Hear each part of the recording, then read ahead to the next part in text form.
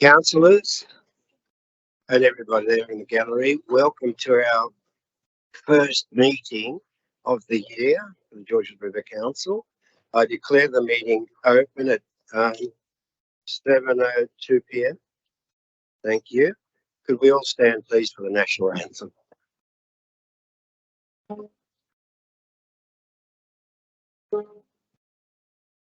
Australians all dance, rejoice, for we are one and free. We've golden soil and wealth for toil, our home is God by sea. Our land abounds in nature's gifts of beauty, rich and rare. In history's page, let every stage advance Australia fair. Joyful strings that let us sing, advance Australia fair. Beneath the radiant sun, across we take with hearts on hands to make this commonwealth of us renowned over the lands. For those who've come across the seas, we've found God's place to share. With courage, let us all combine to advance Australia fair. In joyful strains that let us sing, advance Australia fair. We please remain standing for prayer by Reverend David McDougall of the Hurstville Presbyterian Church. Thank you. Good evening, councillors and ladies and gentlemen. Father in heaven, Thank you. I just put it on. Our Father in heaven, we bow our heads in this place to commit to you these councillors and their agenda, and our city and its many needs.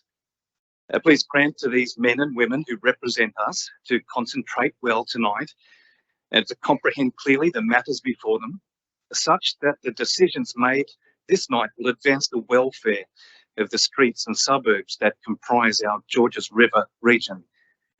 Lord, help this meeting to proceed with competence and courtesy and with fairness and fair dealing.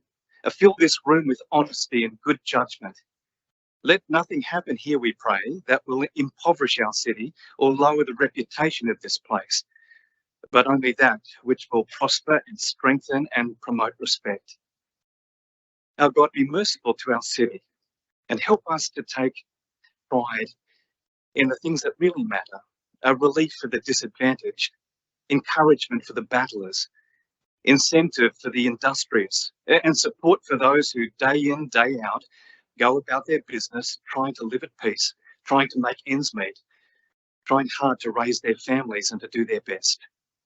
Our God, be pleased to hear this, our evening prayer, and grant to us the things for which we have asked, for we ask them all in Jesus' name. Amen. Thank you. Thank you. While we're standing, I'd like to acknowledge the traditional custodians of the land on which this meeting has been held, the Bidjigal people of the Eora Nations, and I pay my respect to their elders past and present and emerging. Thank you.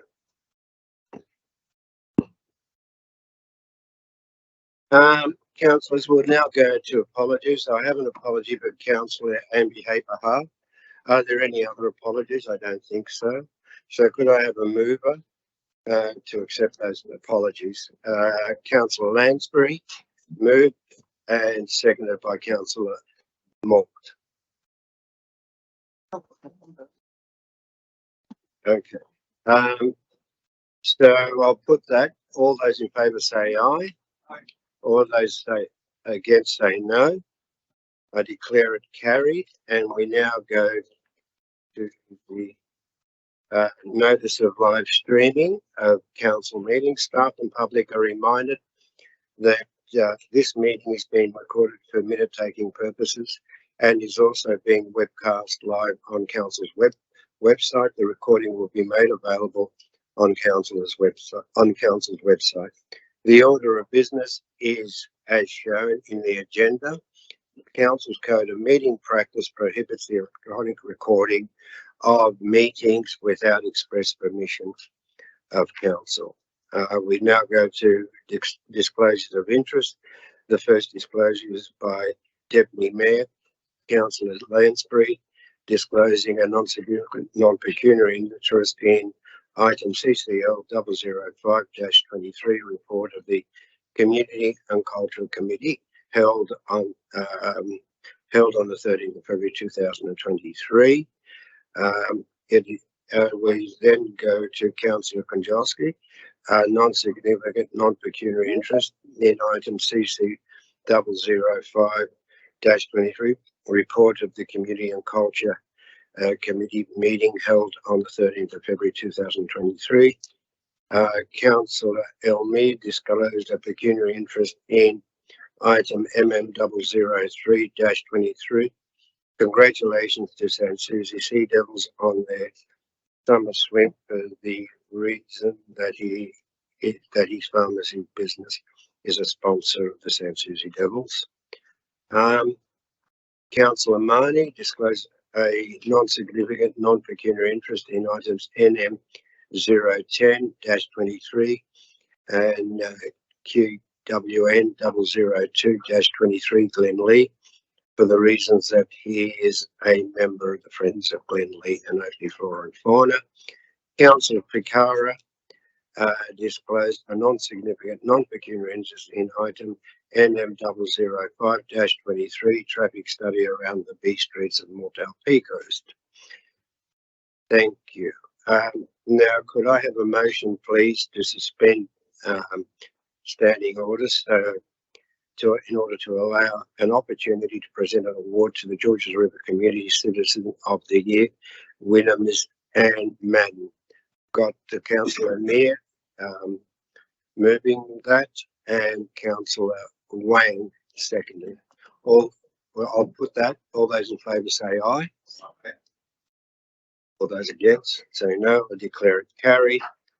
Councillors, tonight I will be presenting a special award following Council's Australia Day festivities held on the 26th of January 2023, as the recipient was unable to attend the presentation ceremony held in January. The Georges River Council Citizens of the Year Award recognises and honours an individual who has significantly contributed to the Georges River community. It gives me great pleasure to present the Georges River Council Citizen of the Year Award for 2023 to Anne Madden. Anne is a local Georges River resident who has generously given many hours of her time to support the well-being and inclusion of our multicultural community. Anne has run free English as a second language classes at Park Road, Park Road Anglican Church for residents and visitors to the local government area for over 20 years. Every Friday morning, Anne prepares and runs classes for up to 20 ESL students, along with a group of volunteers that Anne recruits. She develops a program that teaches writing and speaking skills in a warm and friendly environment. In addition to the classes, Anne takes the students on excursions, helping them navigate public transport, explore the arts, and many other everyday activities. Many hundreds of students have been significantly supported through the program, and Anne never looks for recognition or remuneration for her time. Anne has also run a play group at Park Road Anglican Church for over 20 years, catering to the local community and in particular those from the English class who needed extra support as they were distanced from their families. and has also regularly provided food to families in need and received no compensation for any of her work, and is always willing and happy to help those in need, making a real difference to their lives, to the lives of many of our new multicultural residents. Please join me in congratulating Mrs. Anne Madden as our Georges River Council Citizen of the Year Award recipient for 2015.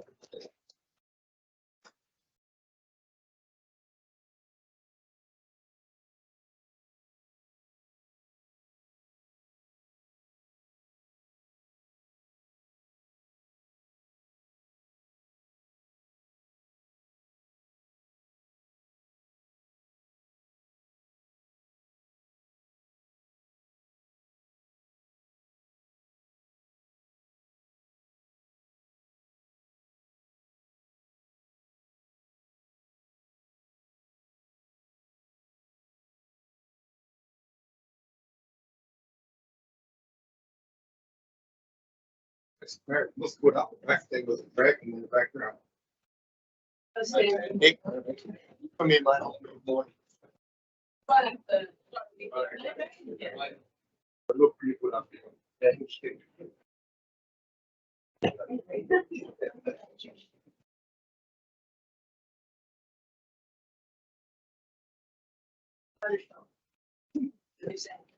Not you, Mr. Mayor, you're not.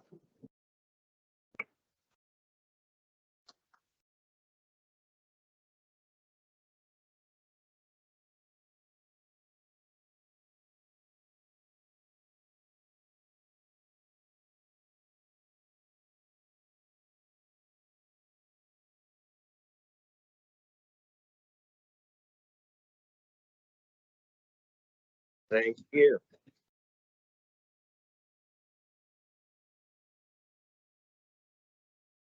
Could we have a motion, please, to resume standing orders? I have Councillor O'Meara and seconded by Councillor Symington. I'll put that. All those in favour say aye. Aye. All those against say no. I declare it carried. And we now go to the public participation on items on the agenda. There are 5 speakers registered for tonight's meeting. I would remind speakers that speakers have 3 minutes, 3-minute time limit. The first sound you hear indicates that you have 1 minute remaining. At the second sound, please conclude your comments. The first person to address us tonight is Kevin Williams, Mr. Kevin Williams, in person regarding the traffic study around the B Streets Mortel P curves. Mr. Kevin Williams, thank you. Good evening. My name's Kevin Williams. I'm a resident of Roberts Avenue, and I've been a resident for 55 years. Apparently, there's been some discussion about roundabouts, and it looks like that there was some discussion about putting one in front of my place. I'm right opposite Bowman Street, and it's only just on the crest of the hill, and it's very bad as far as getting out of there, and because the traffic comes over the hill. And the biggest problem we got, Roberts Avenue goes from east to west, and you get the morning and afternoon sun. It all depends what time of the year. It's blinding, and there's been accidents there with the blinding sun. There was a young woman knocked over there a few years ago with a little baby in the pram. But I think that it's got to be better options than what it is in front of Bowman Street. And I know there's been a number of accidents down there in Beatty Street, but most of the people use the Beatty Street outlet because they can see the traffic coming up and down Roberts Avenue, but in Bowman Street you can't. And also there's a restaurant or a coffee shop down the end of Bowman Street, and the cars park either side of the road. You can only get one car down there. I think that's what stops a lot of people using it. But I just think it's a very, pardon me, a dangerous place. And if they put a roundabout there, it'd be extremely dangerous. The other night I was putting the garbages out, and a police car come down there. It was unmarked and only had a blue light on the dashboard. It would have been doing 100 kilometres an hour. Scary. And I tell you what, I think it's absolutely, a lot of thought's got to go into this, and I think that at Bowman Street is definitely a no-go. It's absolutely tragic if something happened there, and there has been accidents there. Over the years, I've ended up with cars on my front lawn, unfortunately. But look, that's all I've got to say, and thanks very much for listening to me. And but I think it's a safety issue, and it's really got to be addressed. It can't. If it went through, it'd be a drama. Thanks very much. Thank you, Mr. Williams. Thank you. The next person to address this is Ms. Murray Derwent, which has to do with the tree canopy targets for Georges River. Thank you. Can you speak hand without speaking? Sure.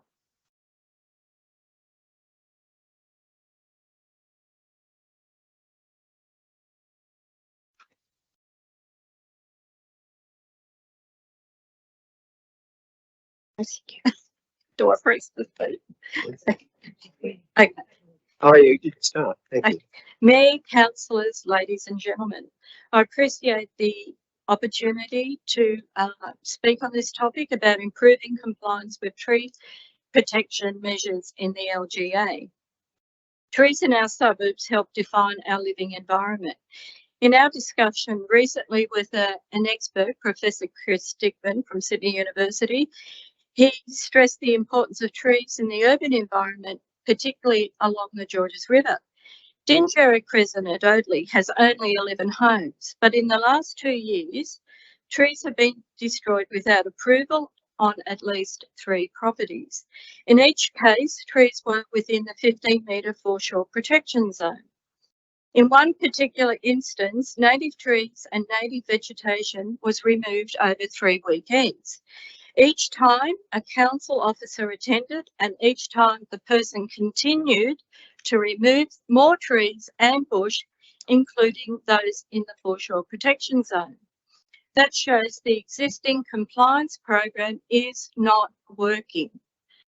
A few weeks later, they were granted permission to remove more trees. Even then, they removed trees beyond what the permit allowed them to do. Such breaches are typically connected with enhancing views for their existing homes, the resale value, or putting the interest of development ahead of the need of protection of the vegetation. In nearby Wine Street, there are a number of large dead trees, of which were healthy and mature with no signs of any poor condition. Clearly, they have been poisoned. The fines in place are simply not high enough to determine this type of person pursuing their objectives. Our experience is also the approvals to destroy trees are granted without a clear explanation as to why they should be removed. Simply stating, an unhealthy tree is not enough. It is in the public interest to require objective reasons when supporting destruction of a tree, particularly in the foreshore protection zone. We have received 2 responses to our submission from state government, and both letters clearly state urban protection and vegetation is in the hands of the government, local council.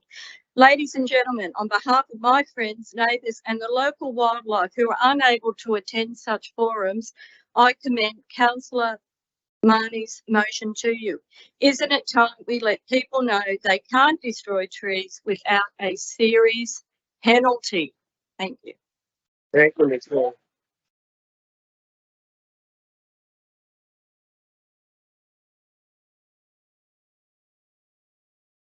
Thank you. The next speaker is Ms. Teresa Cott, dealing with the report of the Assets and Infrastructure Committee, the minutes of the Floodplain Risk Management Committee held on the 7th of February. Ms. Scott.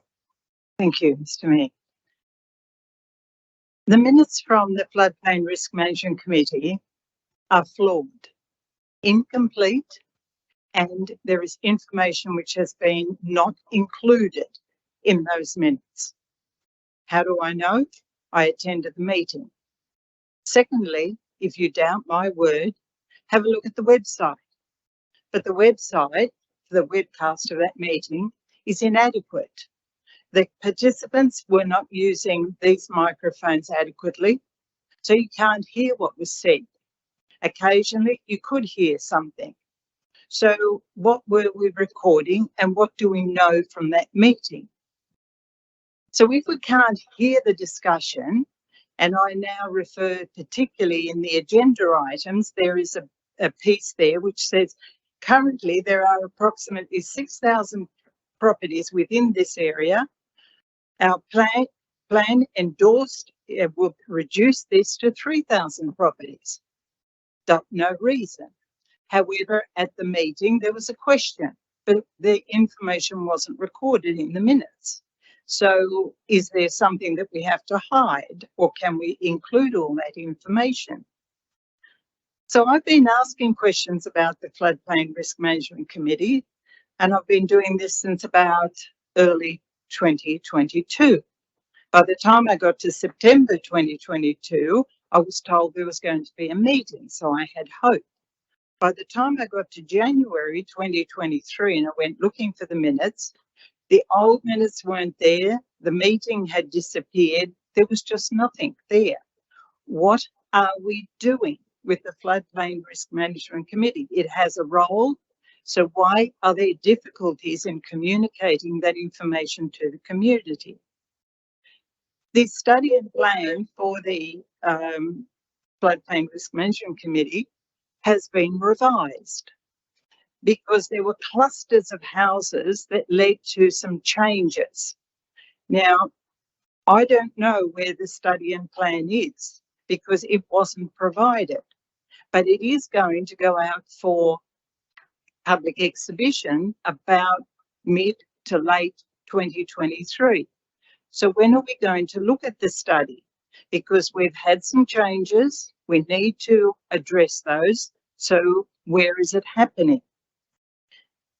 Besides that, there was a mention during the meeting that there is still more updates to be done and that there is a resilience package which is going to be available. This had me bothered because if we have got a resilience package coming, where is it? In conclusion, my final question, I have been talking about wards Hurstville, Mortdale, Penshurst. Cogra and Blakehurst haven't been included. My question is, when will that be addressed? Thank you, Ms. Clark.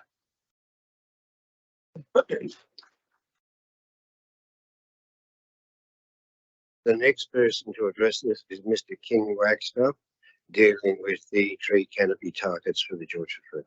Mr. Wagstaff. Thank you, Mr. Mayor. I speak on behalf of Oakley Flora and Fauna Conservation Society in support of this motion on the tree canopy targets for Georges River LGA. This motion is underpinned by Pillar 2 of the Community Strategic Plan 2022 to 2032, which is the document at the top of the planning hierarchy, the highest you can get. Goal: screening, canopy, cover and bushland and biodiversity preservation are maximised. And the supporting strategy is increase and promote our tree canopy, shrubs and bushland coverage. This is what the community wants, and it was reinforced only last year in the revised and updated plan. So it is a high priority for Council and is extremely important to the community and environment that this motion tonight be adopted. We need to make greater and faster progress towards achieving our tree canopy target, which I believe, unfortunately, is not happening at the moment. In fact, with excessive tree removal, it is likely going backwards. I acknowledge it is sometimes a difficult task to prevent illegal tree removal, but unless Council takes all possible measures to counter it, we will not advance the canopy cover. In regard to paragraph 1 of the motion, that is the issue of inadequate fines, other councils are facing the same problem. Developers simply factor in the fines to their cost. Ku-ring-gai Council is leading a campaign to increase penalties for illegal tree removal. Its survey of 6 Sydney councils found general agreement that the current system of fines was inadequate. So GRC is not alone, and coordinated action with other councils on this issue might have a greater impact on the Minister. Paragraph B of the motion suggests the introduction of higher penalties would need to be accompanied by a community education campaign, which is a very sensible suggestion and most needed. Paragraph C outlines other potential measures to achieve our canopy target. Essentially, they cover improving compliance and enforcement of both tree removal and new tree planting situations, increased public notification of approvals and refusals, penalty infringement notices and successful prosecutions, all of which would underpin the community education campaign, and importantly, acceleration of tree planting programs. We have to rapidly ratchet up Council's urban canopy enhancement program using all avenues and opportunities.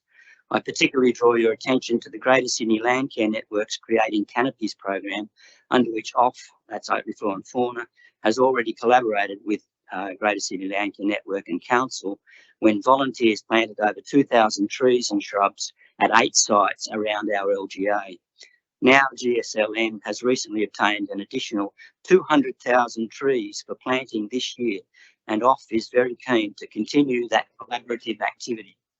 We will be approaching Council very soon to discuss potential planting site opportunities to secure as many of the 200,000 trees as can be made available to our LGA. So, councillors, we strongly urge you to adopt this motion tonight, and let's get on with preventing the loss of existing trees and enthusiastically planting new ones to increase canopy and habitat so desperately needed.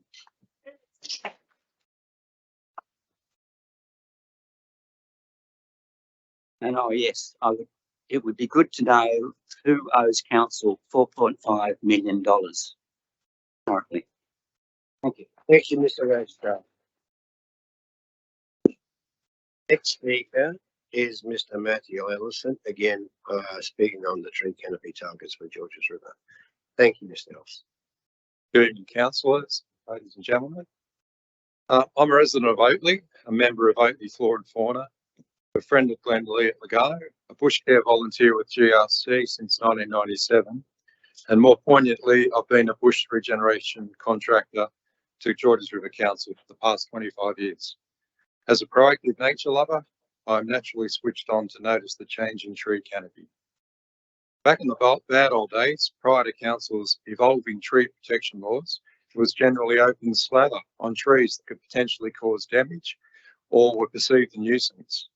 Bushland suburbs aside, just take a look at historical photos to see historical aerial photos to see the trees in metropolitan areas were few and far between.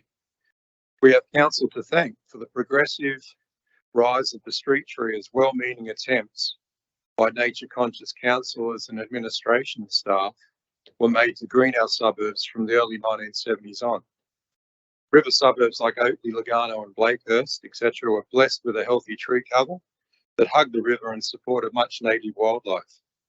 Residents who lived there happily coexisted with the trees and enjoyed glimpses of the river through bough and branches. It's a completely different situation today. There appears to be no mechanical impediment for a landowner to clear that block and excavate a great big hole. And of course, if this is possible, then let no remnant tree dictate terms and conditions to a developer with a multi-million-dollar water view and windfall once the house is completed and sold on. Last year at Peakhurst, 16 remnant trees were clearly drilled and injected with a poison. This property had recently been sold. At a property in Algernon Street, Oakley, 2 large and healthy remnant Angophorus were drilled and poisoned and subsequently removed shortly after.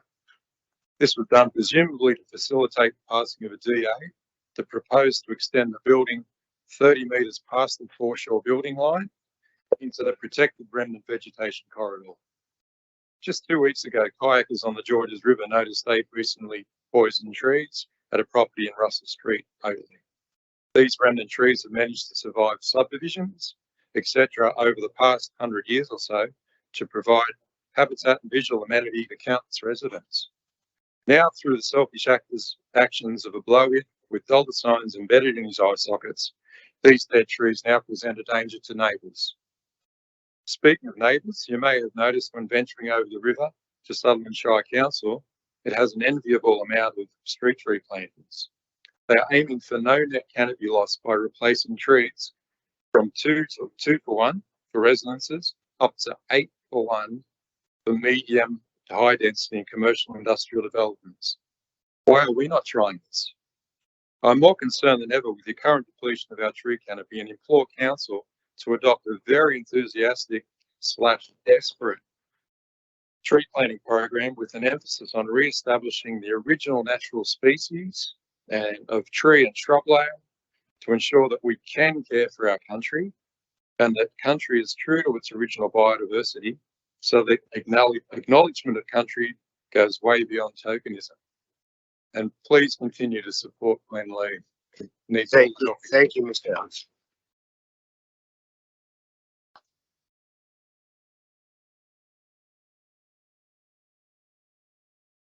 Thank you to all the speakers that addressed us tonight. We'll now go to the confirmation of the minutes of the previous meeting. I call on a motion to confirm the minutes of the 19th of December 2022. I have Councillor Simonton moving it and Councillor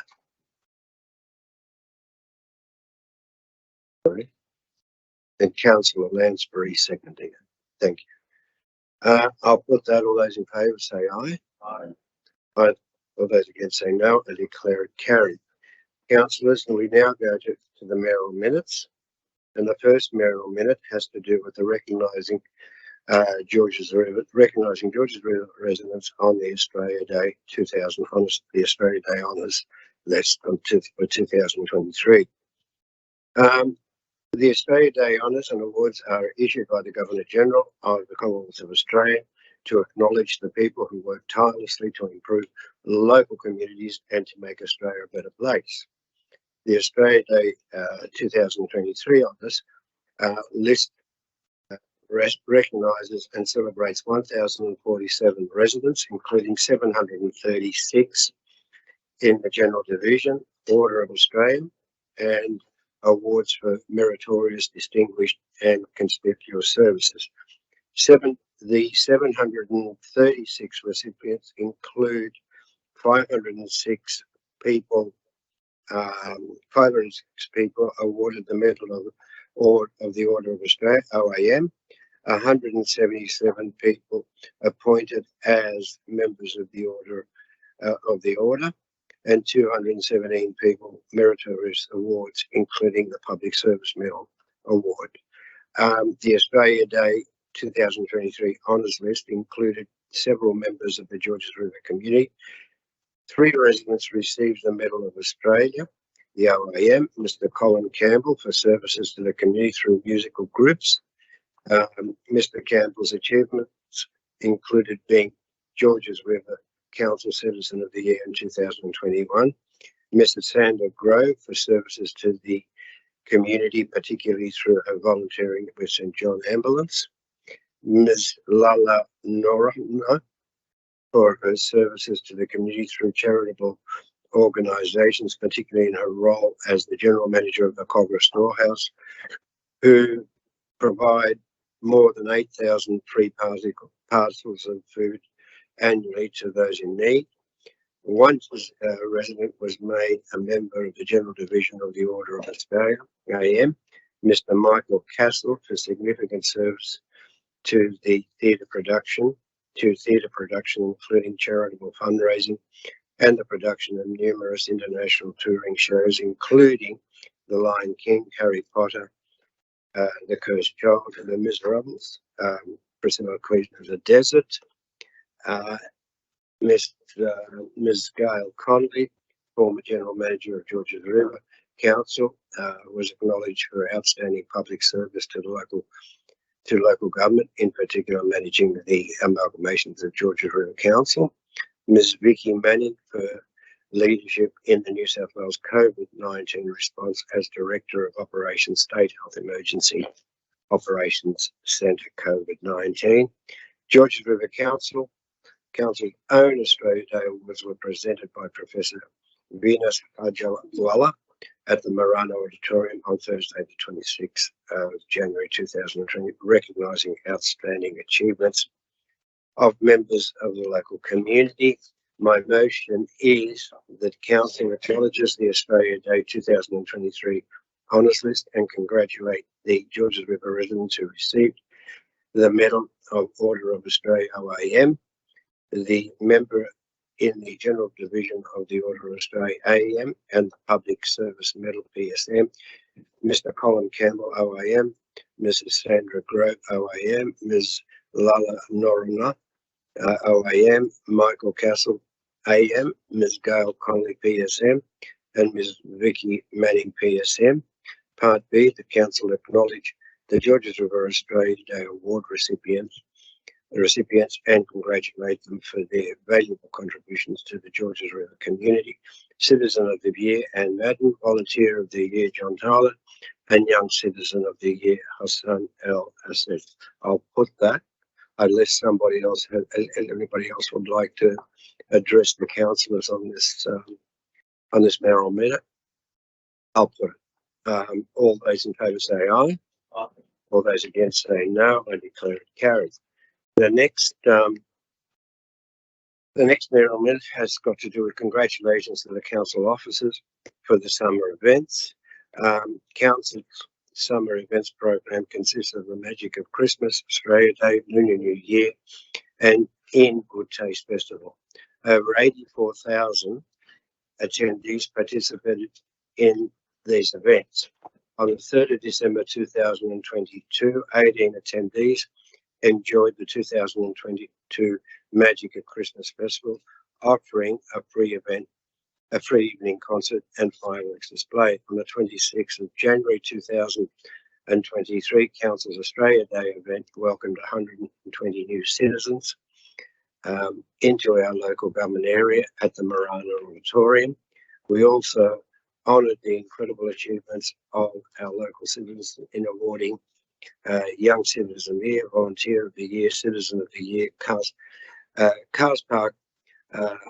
Bush Park hosted a relaxed style picnic for a day for around 10,000 attendees with food, trucks, entertainment and spectacular firework displays over the bay.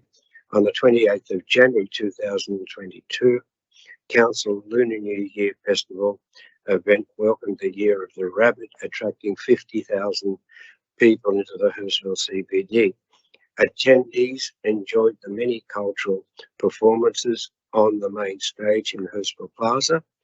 This was the 20th instalment of Lunar New Year event in the Georges River Council local government area, including events by the former Hurstville City Council. The final event for the summer was the Good Taste Festival on Friday the 10th of February. The Multicultural Food Festival hosted stalls from many cultures and communities and pay homage to our cultural diversity. All events received media coverage across print, online and TV platforms, which showcased the LGA as an attractive visitor destination. Lunar New Year and In Good Taste Festival received grant funding of $124,000 as part of the Multicultural New South Wales 2023 to 2024 Stronger Local Council Major Festival Grant Program sponsorship. Sponsorship was also received to the total value of $30,000. All events were developed and delivered in a respectful, collaborative and culturally appropriate way in collaboration with St George Police and Transport for New South Wales. My motion is that Council congratulate all Council staff involved in the delivery of the summer events program over the period of December 2022 and February 2023. Councillors, our staff did an excellent job under the stewardship of our Director, Ms. Christy Dodd, and I think they really deserve these congratulations considering the number of people that came in to enjoy these events. So unless anybody else has anything further to say, I will put it. All those in favour say aye. All those against say no. I declare it carried. Congratulations to the St. Susie Sea Devils in their summer swim carnival. On Friday the 17th and Saturday the 18th of February, the St. Susie Sea Devils Swim Club hosted their annual summer swim carnival at Georges River Council St. Susie Leisure Centre. The carnival was a great success with 315 swimmers competing from 24 different swim clubs in 72 events. There was great talent on display with 33 records broken, lots of personal bests achieved, medals won, smiles on kids' faces, sausages eaten, and raffle prizes won. With an estimated crowd of over 500 spectators, families travelled from right across the city to Georges River, from as far as Windsor Warringah Swim Club to compete. 7 trained and certified officials helped officiate the carnival, which they did poolside throughout the extreme heat of the day. The carnival was supported by 37 sponsors and supporters, many of which are small local businesses from the Georges River and broader St. George region, with many donations received for raffle prizes. Mr. Steve Camper, Shadow Minister for Small Business, Property and Multicultural, and member of Rockdale, attended to support the swim club. Motion is that Council congratulates the St. Susie Sea Devil Swim Club Committee, coaches, volunteers for hosting a successful swim carnival, for showcasing one of Georges River's Council's premium assets, St. Susie Leisure Centre, to the broader Sydney swimming community, and that the Mayor writes to the swim club to congratulate them. Unless somebody else has anything else to add. Okay, I'll put it. All those in favour say aye. All those against say no. I declare it carried. The last item I have is condolences from Ms. Patricia Jean Devine, former councillor for Cogra.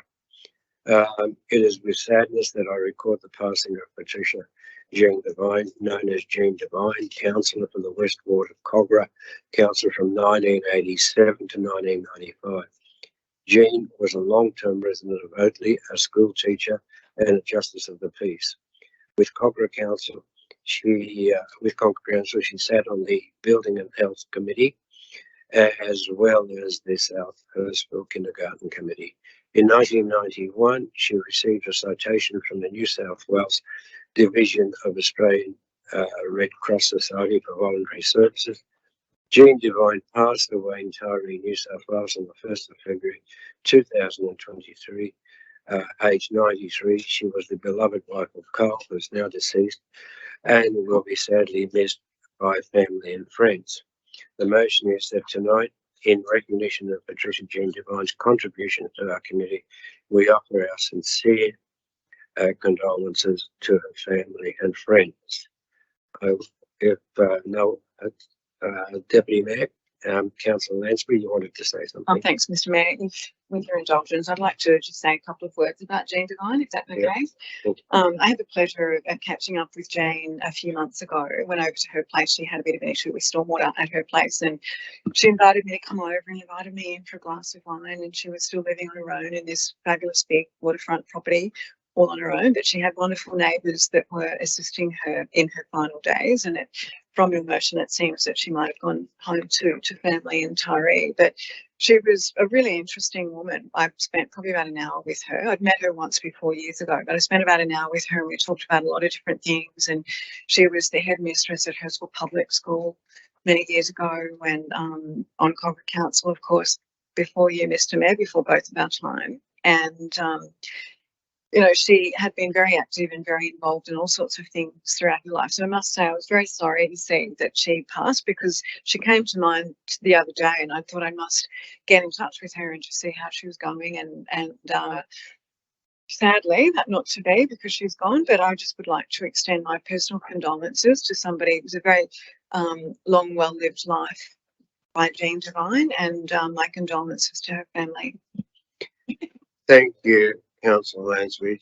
Okay, has anybody else got anything that they'd like to say? Okay, well, Councillor.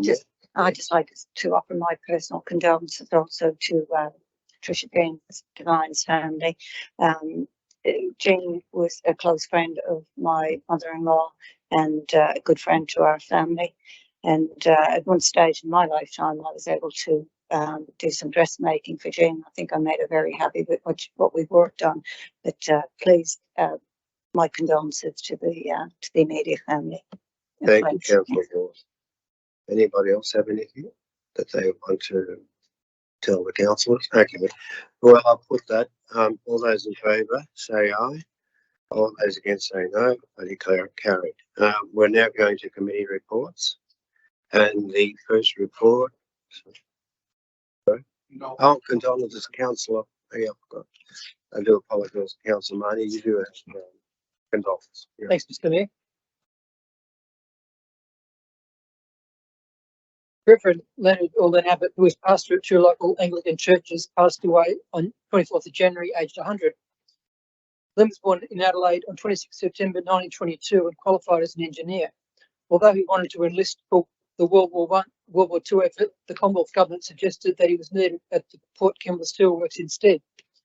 During that time, he assisted Reverend Long at St Michael's Wollongong before returning to South Australia, where he was made a deacon in 1959 and ordained as a priest in 1961 by the Bishop of Adelaide. That same year, he arrived in Sydney and was appointed as chaplain to the Sydney Church of England Grammar School, commonly known as Shaw.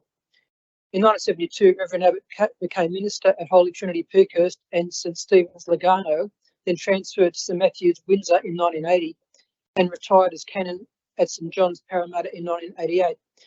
Thanks to Len's influence, many young men decided to become ministers. After the death of his wife Dorothy, Len moved from Eastwood to Penshurst to live with his daughter Kath and joined St John the Evangelist Parish. He later resided in Mary Andrews Village at South Hurstville, where he was able to link up with many of his old friends, and in September last year he received a congratulatory letter from the Queen in recognition of his centenary. Len's funeral was held on 31st of January at St John's Penshurst, which was conducted by the Most Reverend Glenn Davies, former Archbishop of Sydney, who was a student when Mr Abbott was chaplain at Shaw in the 1960s. It was well attended by many of his former students and parishioners. Len is survived by his daughter Kath, his son David, and their families. Thank you. Thank you, councillor Marnie. Yeah. I think it's in order for us to stand and pay respects and a bit of silence.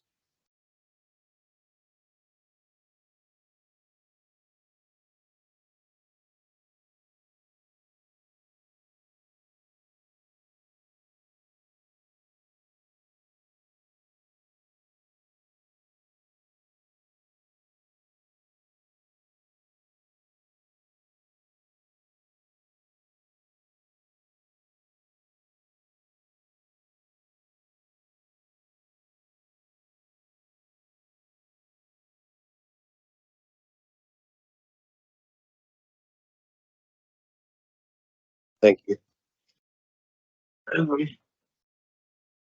Councillors, we now go to committee reports. There is no report to the Environmental Planning Committee meeting because there wasn't one.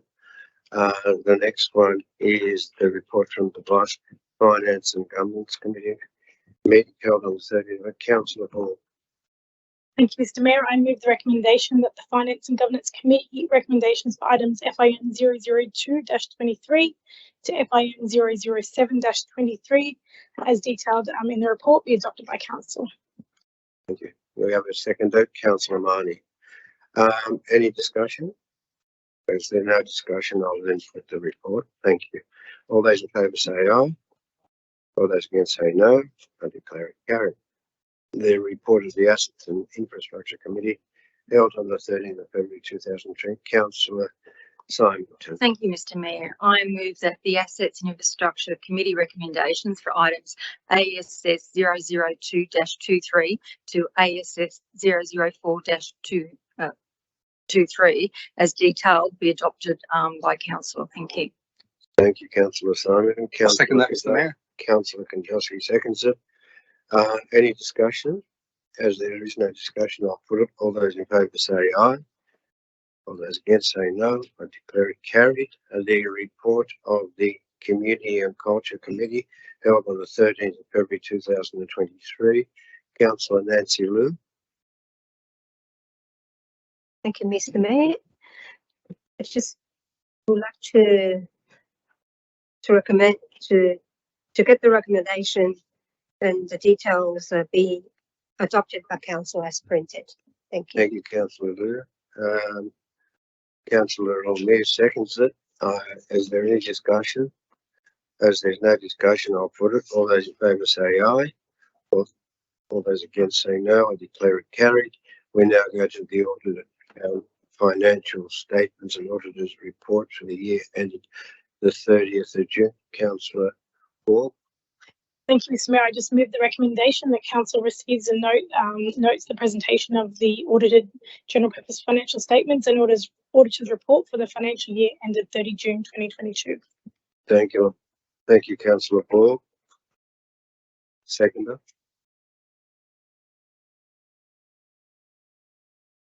Deputy Mayor, councillor Lansbury. I'll put it. All those in favour say aye. All those against say no. I declare it's carried. The next one was withdrawn. That's the fact-finding investigation report, unauthorised disclosures. We now go to another asset and infrastructure matter, which is the Canterbury Bankstown Georges River Bush. Oh, sorry. Yeah, I missed that. Thank you. Applications pursuant to council award discretionary fund policy. Excuse me, Mr. Mayor, I have a late disclosure on this one, and it's a significant non-pecuniary, so I'm just going to leave the chamber. Okay, thank you, Thank you, councillor. Councillor Lansbury.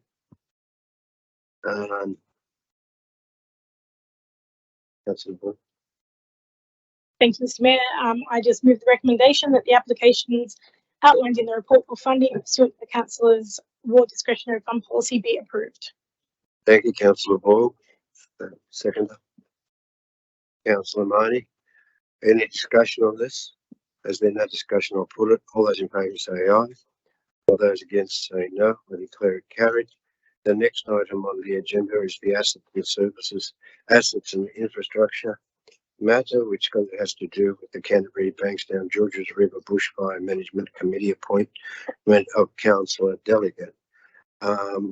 Councillor Symington. Mr. Mayor, you've indicated that you wish to nominate as the delegate. Yes, I'd like to be the delegate. And Councillor Fakar? To nominate as an alternate, please. Is there any? I move that Mayor Nick Hatteras be appointed as council delegate and Councillor Veronica Fakara as the alternate delegate to represent Georges River local government area on the Canterbury Bankstown Georges River Bushfire Management Committee. Thank you. Is there any further discussion on this matter? No discussion. All right, then I'll put it. We do have Second that. Second. Have you got it? Okay. Moved by councillor Simon and seconded by councillor Konchowski. I'll put it. All those in favour say aye. All those against say no. Declare it carried. Appointment of councillor representation to the Georges River Council Sports Advisory Committee. Councillor Nancy Liu. Thank you, Mr. Mayor. I wanted to, for this sports advisory committee, I wanted to recommend 3 council representatives, which is the mayor will be the chairperson of the committee, and the mayor, councillor Nick Hatteras, and deputy chairperson will be councillor Sam Mayor, and the 3rd committee member will be councillor Byrne. Thank you, Mr. Mayor. Councillor who, sorry? Councillor Alice Byrne. Thank you. Yeah, thank you. Okay, we have a mover. Do we have a seconder? Councillor Paul? Might I move an amendment, Mr. Mayor? Yes.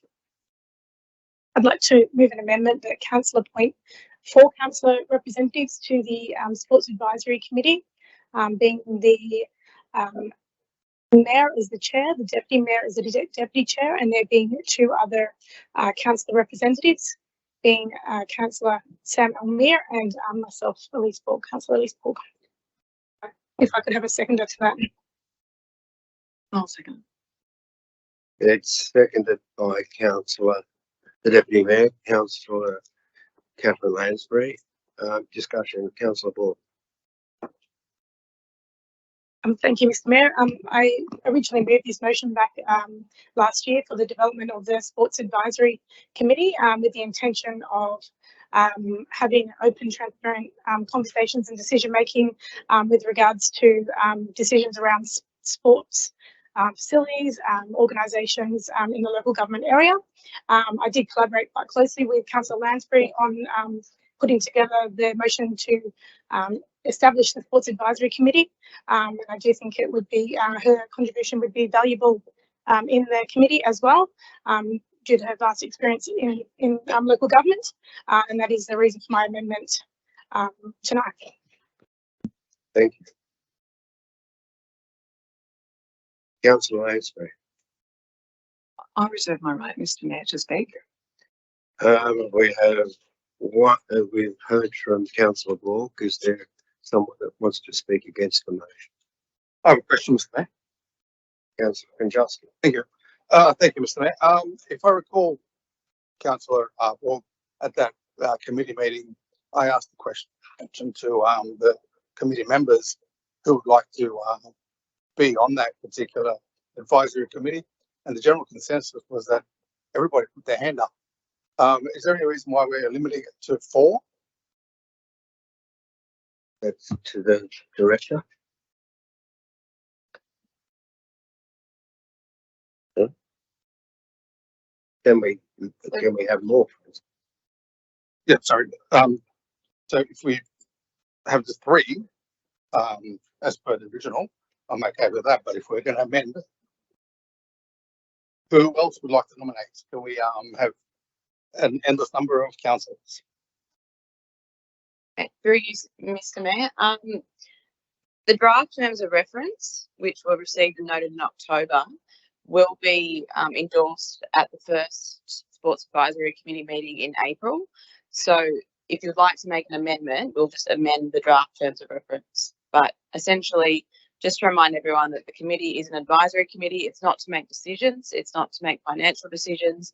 And it goes through the Community and Culture Committee and then through to council.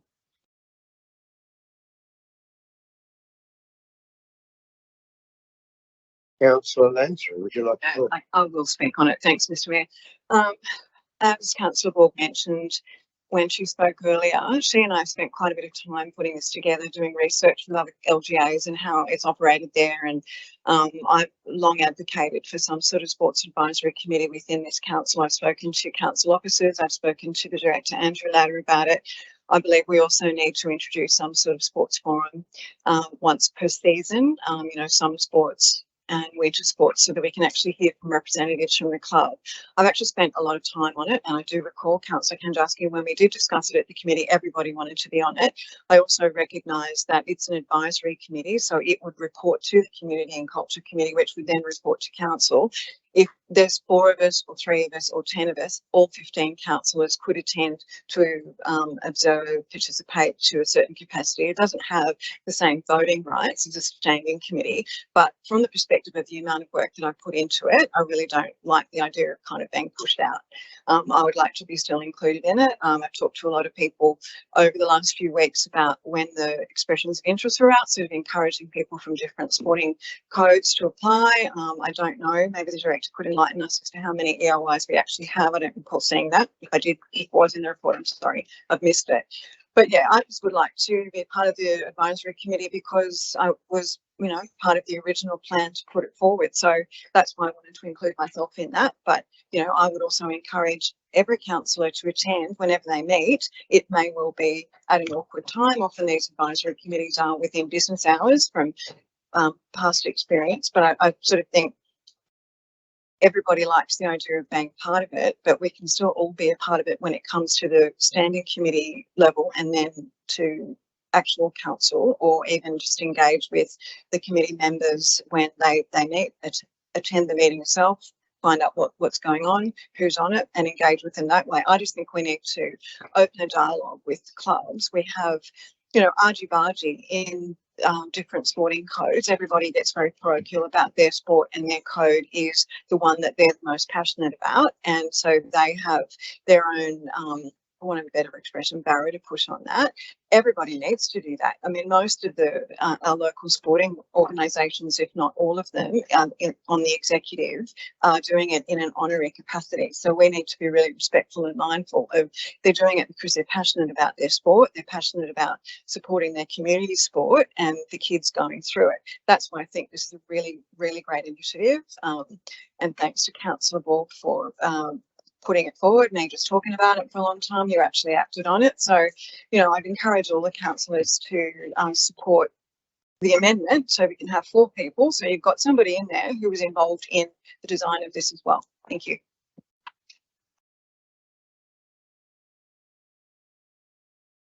The director would like to say something. Oh, just that there was 13 EOIs received from sporting groups. So the committee, the terms of reference say up to 15. We've currently received 13. Would anybody like to make further comments? Or against? Mr. Mayor, I think I will, because I think this is an important topic for discussion, and I appreciate that we have 15 councillors elected. Pretty certain that 15 councillors would love to be on this sports advisory committee. Each and every one of us, and I've had discussions today with a number of councillors, each and every councillor has a relationship with some, at least one or a couple of sporting groups across the LGA. There is no doubt that every sport within our LGA feels that they need better facilities and they need more area, and you know, these are the sort of topics that will be brought up at the Sports Advisory Committee. And I think that that's welcomed. I think that that's important because that's how you hear from these sporting clubs as to the real challenges that they're facing from a grassroots level. The situation is that, and I was at that committee a few months back that Councillor Konyaski spoke of. And there are 8 councillors on that committee. Every single one of us turned around and said we'd love to be on this committee.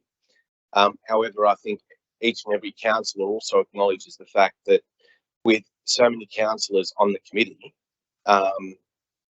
it becomes a bit of a show. Like it becomes a show that cannot work with 15 councillors and then also 15 members of the sports groups. I think we've got to take into consideration as to what the council officers have put forward to us. And I think from perspective with some councillors is that after deliberations with those, they're happy to support a councillor to go in there and represent on their behalf. But also that if we start playing around with the terms of reference, then it does become a situation where why not me also?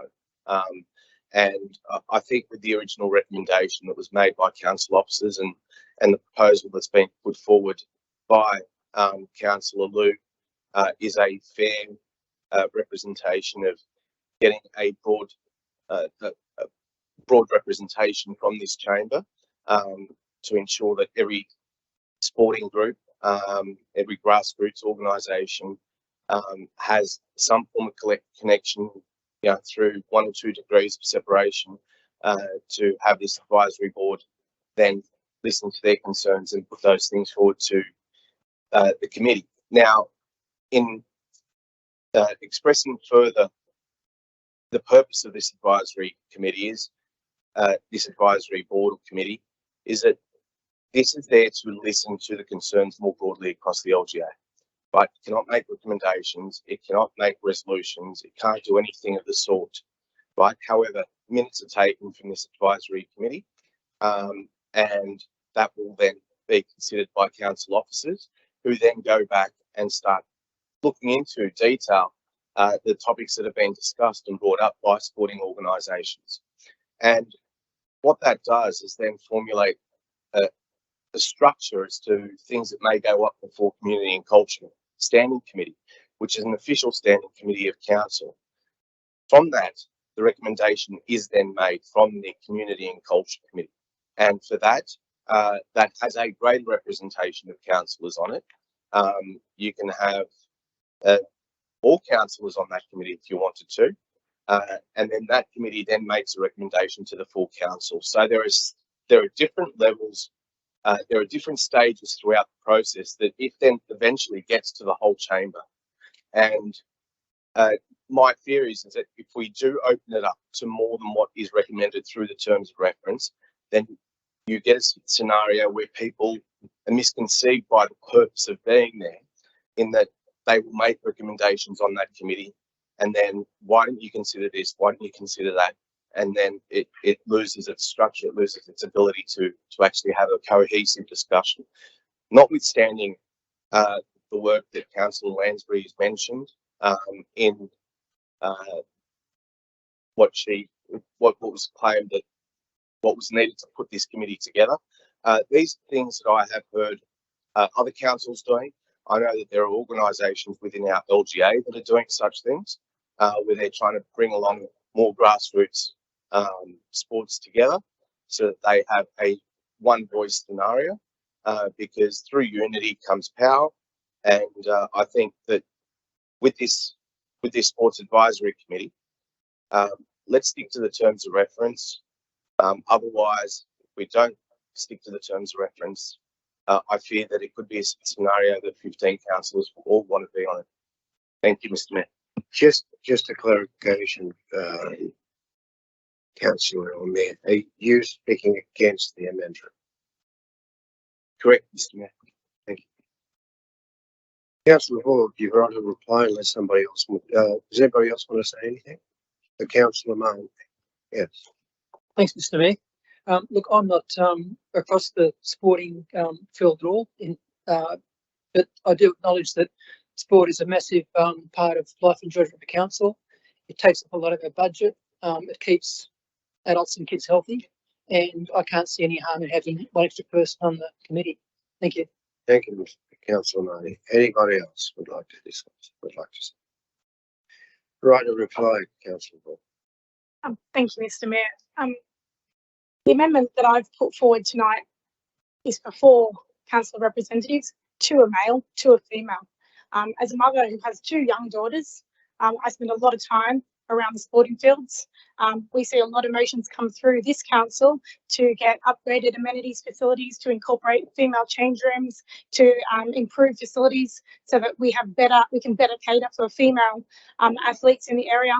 I know that having 2 daughters, that often the facilities are not as good as they are for some of the male, and this motion is to have equal gender representation, 2 female and 2 males on the committee, which I think will give a greater representation to our community, which is made up of 50% male and female. So I hope you can support it on that basis. Thank you, Councillor Hall. Is there? Well, that was the right reply, so that's where it goes. Just so that we're clear as to what we're doing at this point in time, we're actually voting for or against the amendment, and the amendment is there that it increases to 4 councillors, representatives to the Georges River Council Sports Advisory Committee. So that's what we're voting for and against. Okay, I think we might have to go around the tables. Your vote, please, Mr. Mayor. Against. Councillor Ball. For the amendment. Councillor Elmer. Against. Councillor Fakara. Against. Councillor Jamison. For. Councillor Konjarski. Against. Councillor Lansbury. For. Councillor Liu. Against. Councillor Marnie. For. Councillor Mort. For. Councillor Smerdley. Against. Councillor Stratokopoulos. Against. Councillor Symington. Against. Councillor Wang. For. It's 8 votes against, 5 votes for. I declare it lost, and we now go to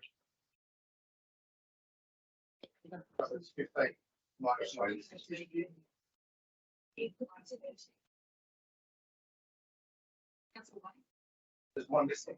No, I've got 14. 1, 2, 3, Oh, sorry, this is 8 votes against, 6 votes for. thank you. I declare it lost. We'll now go to the original motion. I say, Is there any discussion on this original motion? For or against? No discussion. I'll put the motion, which is as indicated by Councillor Lou. Yeah. Do we have a seconder? Second. Councillor Symington is the seconder.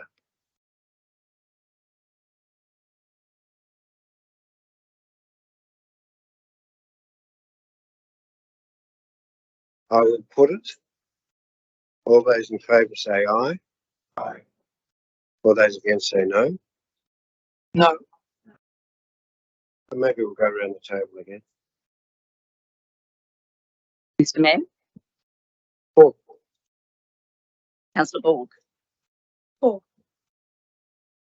Councillor Elmi, For. Councillor Fakara, Just to be clear, we're voting on the original motion, right? yes, Right. For. Councillor Jamison, Against. Councillor Kanjarski, For. Councillor Lansbury, Against. Councillor Lou, For. Councillor Marnie, Abstain. Councillor Mort, Against. Councillor Smerdley. For. Councillor Stratokopoulos. For. Councillor Symington. For. Councillor Wang. Against. 9 votes for. 5 against. I declare it carried. Thank you, councillors. We're now going on to the notice of motion. Abstain is against, is voting against the motion. And abstain is voting against. Yeah. We're now going to the notice of motion. The first one is Speaker's amenities.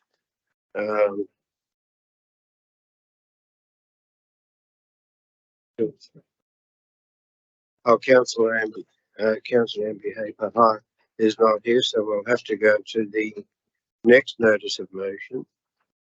It's Councillor Smerdley, thank you. Yeah, I'll be quick. I just wanted to put a congratulatory motion forward for last year on the 25th of November. We had the establishment ceremony for the St. George Community Alliance, which they hosted the charity dinner for Can Revive, which supports people living with cancer, which they raised over $11,000 for that organisation. The MC was former councillor Craig Chung, who's now running in the States of the Cogra. He did a fantastic job as auctioneer and helped raise that money. We also had some special guests like Minister Cure, who was there. We had David Coleman there, and we also had my colleagues Nancy Liu and Sam Stratokopoulos there. Thank you. Thank you, Councillor Smerdley. Does anybody else want to talk to us? Councillor. Mr. Mayor, I wanted to, we skipped past Councillor Ambi Hapaha's motion. She has contacted me to ask that we move them on her behalf tonight. Oh. Yeah, sorry, I didn't get in quickly enough before we skipped to yours, so perhaps we can go back to that after we've dealt with this one. Well, we'll finish off with this one, then we'll go back to Councillor Ambi Hapaha's motions. Does anybody want to speak to this one? We need a seconder. Council, quick buzzer. Yeah, I'll second it. Thank you, Mr. Mayor. Thank you. Does anybody else want to speak to this? No. Well, I'll put all those in favour. Councillor Nancy Lou, do you want to speak to it? Yes. Thank you. Go. Oh, thank you, Mr. Mayor. I'm just trying to speak on it to support this motion. I thank you for the opportunity for Councillor Smerdley to raise these events or to reflect the appreciation for all the local community organizations who joined together to raise funds for under the umbrella called the St. George Community Alliance and raise funds for the Can Revive.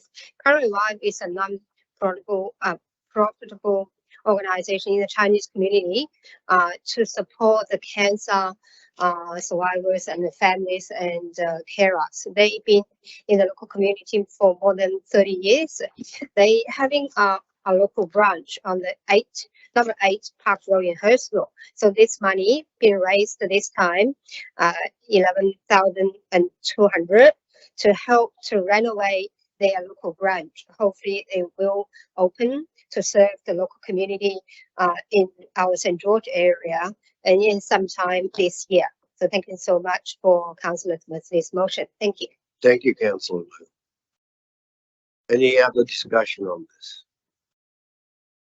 No? Well, I'll put the motion by Councillor Smedley. All those in favour say aye. Aye. All those against say no. Declare it carried. We'll go back to Councillor Ambi Hapaha's motion, which starts with the Pecos Park amenities. Councillor Lansbury. Nancy, could you turn yours up, please? Because I wasn't able to work out. Well, it's actually Councillor Fakara. It's okay. Councillor Lansbury, I'd like to second the motion. Sorry? I'd like to second the motion. You're seconding the motion? Yeah. Okay.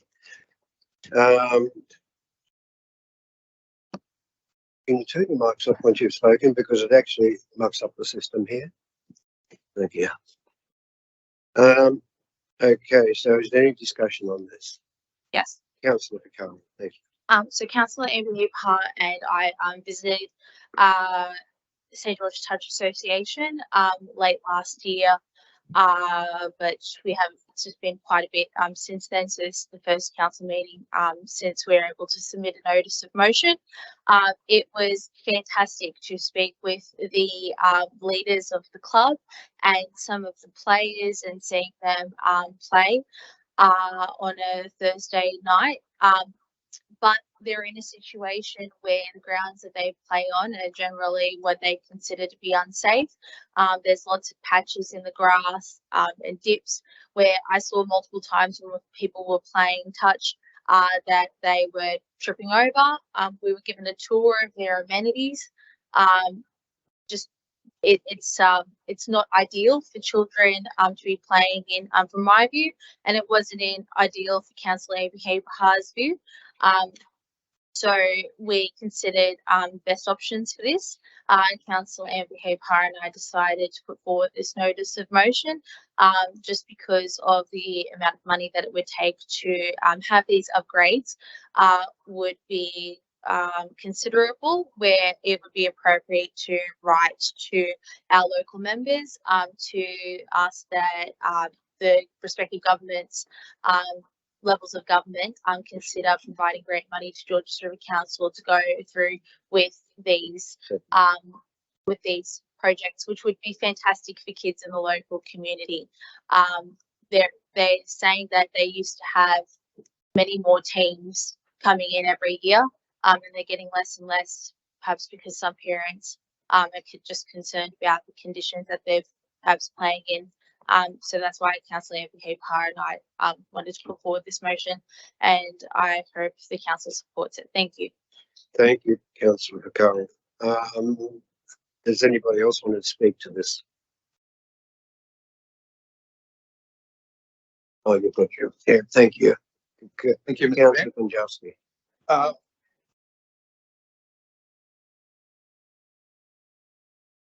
It's actually Councillor Fakara, and I think you seconded. Yeah.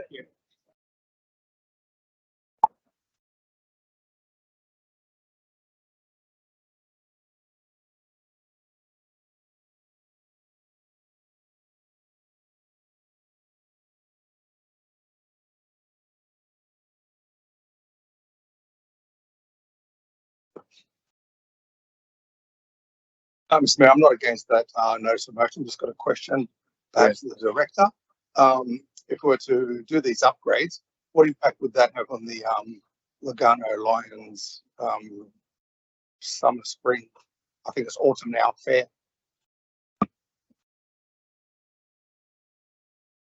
Agreed, Mr. Mayor. At this stage, we wouldn't be recommending to put irrigation into that lower portion of Peakhurst Park. So we'd be trying to work with Lugano Lions to facilitate that ongoing. I do believe, and Christy, you might be able to help out here, but I do believe that Lugano Lions are also at other sites. Is that right?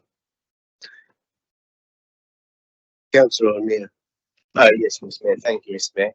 I fully support this motion. I think it's also important to incorporate that we, given that we're going through a state election period at the moment, I think we don't want to limit ourselves to just the 2 local members.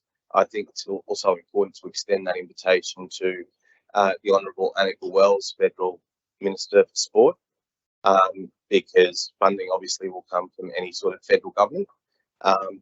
And also for any future Minister for Sport for the state government, so that way we ensure that the best outcomes are received for our community. I know that both the local members that have been mentioned above have always advocated for more and more in their local area, and I'm sure that they will continue to do that, but also ensure that, so I guess it's an amendment that we also write to any future Ministers for Sport and also the Federal Minister for Sport to see if we can receive funding for the above mentioned projects. Not sure if that'll be accepted or rejected, but my suggestion. Well, what we've got is Councillor Lansbury as having moved it and Councillor Fakara as having seconded. Councillor Lansbury, are you happy? I don't think it substantially changes the intention of the motion, but I guess if there is a change of post-election, then we'll just write to the relevant person. Do you feel the same way, Councillor Fakara? Yeah. Okay, so the amendment is as indicated by Councillor Amir. If you'd like to repeat those amendments so that the council writes to the Honourable David Coleman, Federal Member for Banks, the Honourable, I think it's important to write just out of protocol the minister's name first. Yeah. The Honourable Annika Wells, Minister for Sport, Federal Minister for Sport. The Honourable David Coleman, Federal Member for Banks. Any future Minister for Sport, New South Wales Minister for Sport. And then the I guess the current member for Oakley, the Honourable Mark Curey, any future Minister for Sport in New South Wales.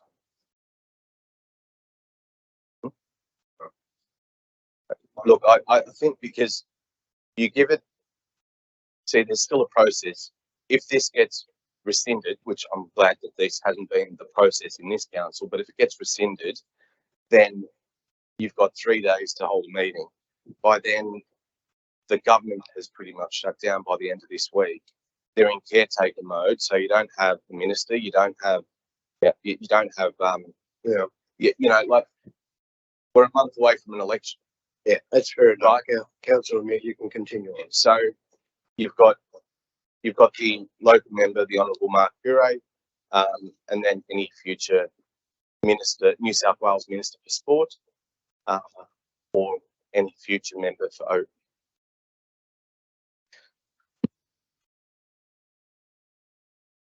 Any future New South Wales Minister for Sport.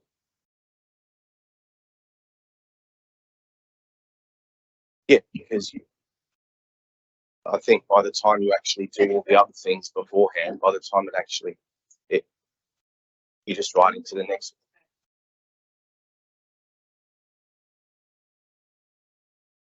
Oh, yeah. Yeah, whatever suits. I think the wording, so long as it indicates that, come, a month's time or 6 weeks' time when the new government is formed. Whether it's a Perrottet government or whether it's a Minns government, that you cover all bases. Well, okay, I think that just about covers it. Are we all happy with that? Councillor Bakari. Councillor You do. Sainsbury, are you happy with that? Yeah, I'm not sure about the wording in Part C. I just think that, I understand where Councillor Amir is coming from, Annika Wells, David Coleman, Dion Mark Correa, and the future Minister for Sport in the new government. I would just phrase it like that. Okay, Just sort of streamline it. Maggie, if we turn around and say that council right to the respective local members and ministers for sport. Post election. Okay. Councillor Lansbury, are you happy with that? Is that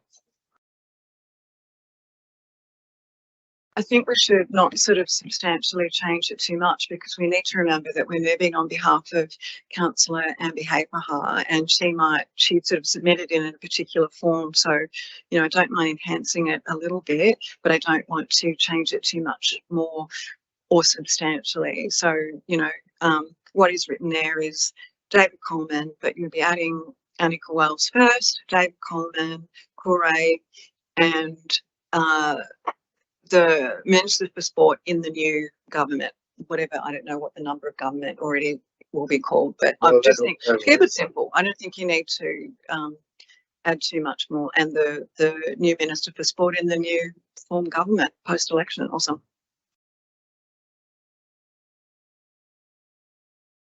And the new Minister for Sport in the state government. So,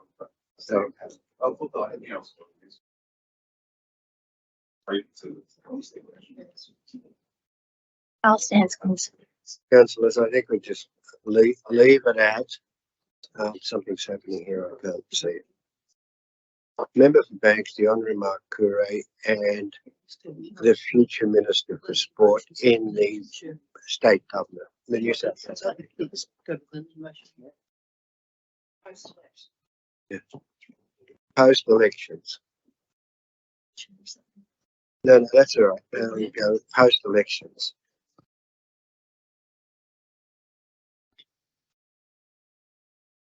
No, we'll just keep going around. So councillors, I think we've played with it enough. I think we might as well put it to the vote. Councillor Picari, you've got your light on. Did you want to say anything? if the move satisfied, that I am as well. Okay. Councillor Marnie, you wanted to say something? Yeah, Mr. Mayor, if I could just suggest, for the purpose of the amendment, if you go to the Glen Lee motion, 01023, there's wording there which I think the Director of Planning gave me about Glen Lee, and it talks about any future minister or words to that effect. Look, I think we can just research this forever. I think I'm just going to put it. Councillors, if there's no further discussion on this, I will put it. All those in favour say aye. All those against say no. I declare it carried. We'll go to the next councillor, the next motion of Councillor Ambi Hapaha, which has got to do with collaborating with Young Change Agents. Now, Deputy Mayor Councillor Lansbury. Oh, thanks, Mr. Mayor. I'll just move the motion as it appears on the business paper. Thank you. I'll second. Seconded by Councillor Smurfley. Is there any discussion on this? No discussion. Thank you. I'll put it. All those in favour say aye. All those against say no. I declare it carried, and we'll now go to the next notice of motion, which is the Riverwood Town Circuit Public Domain upgrade by Councillor Bakari. Thank you. You can't, because Councillor Bakari is much.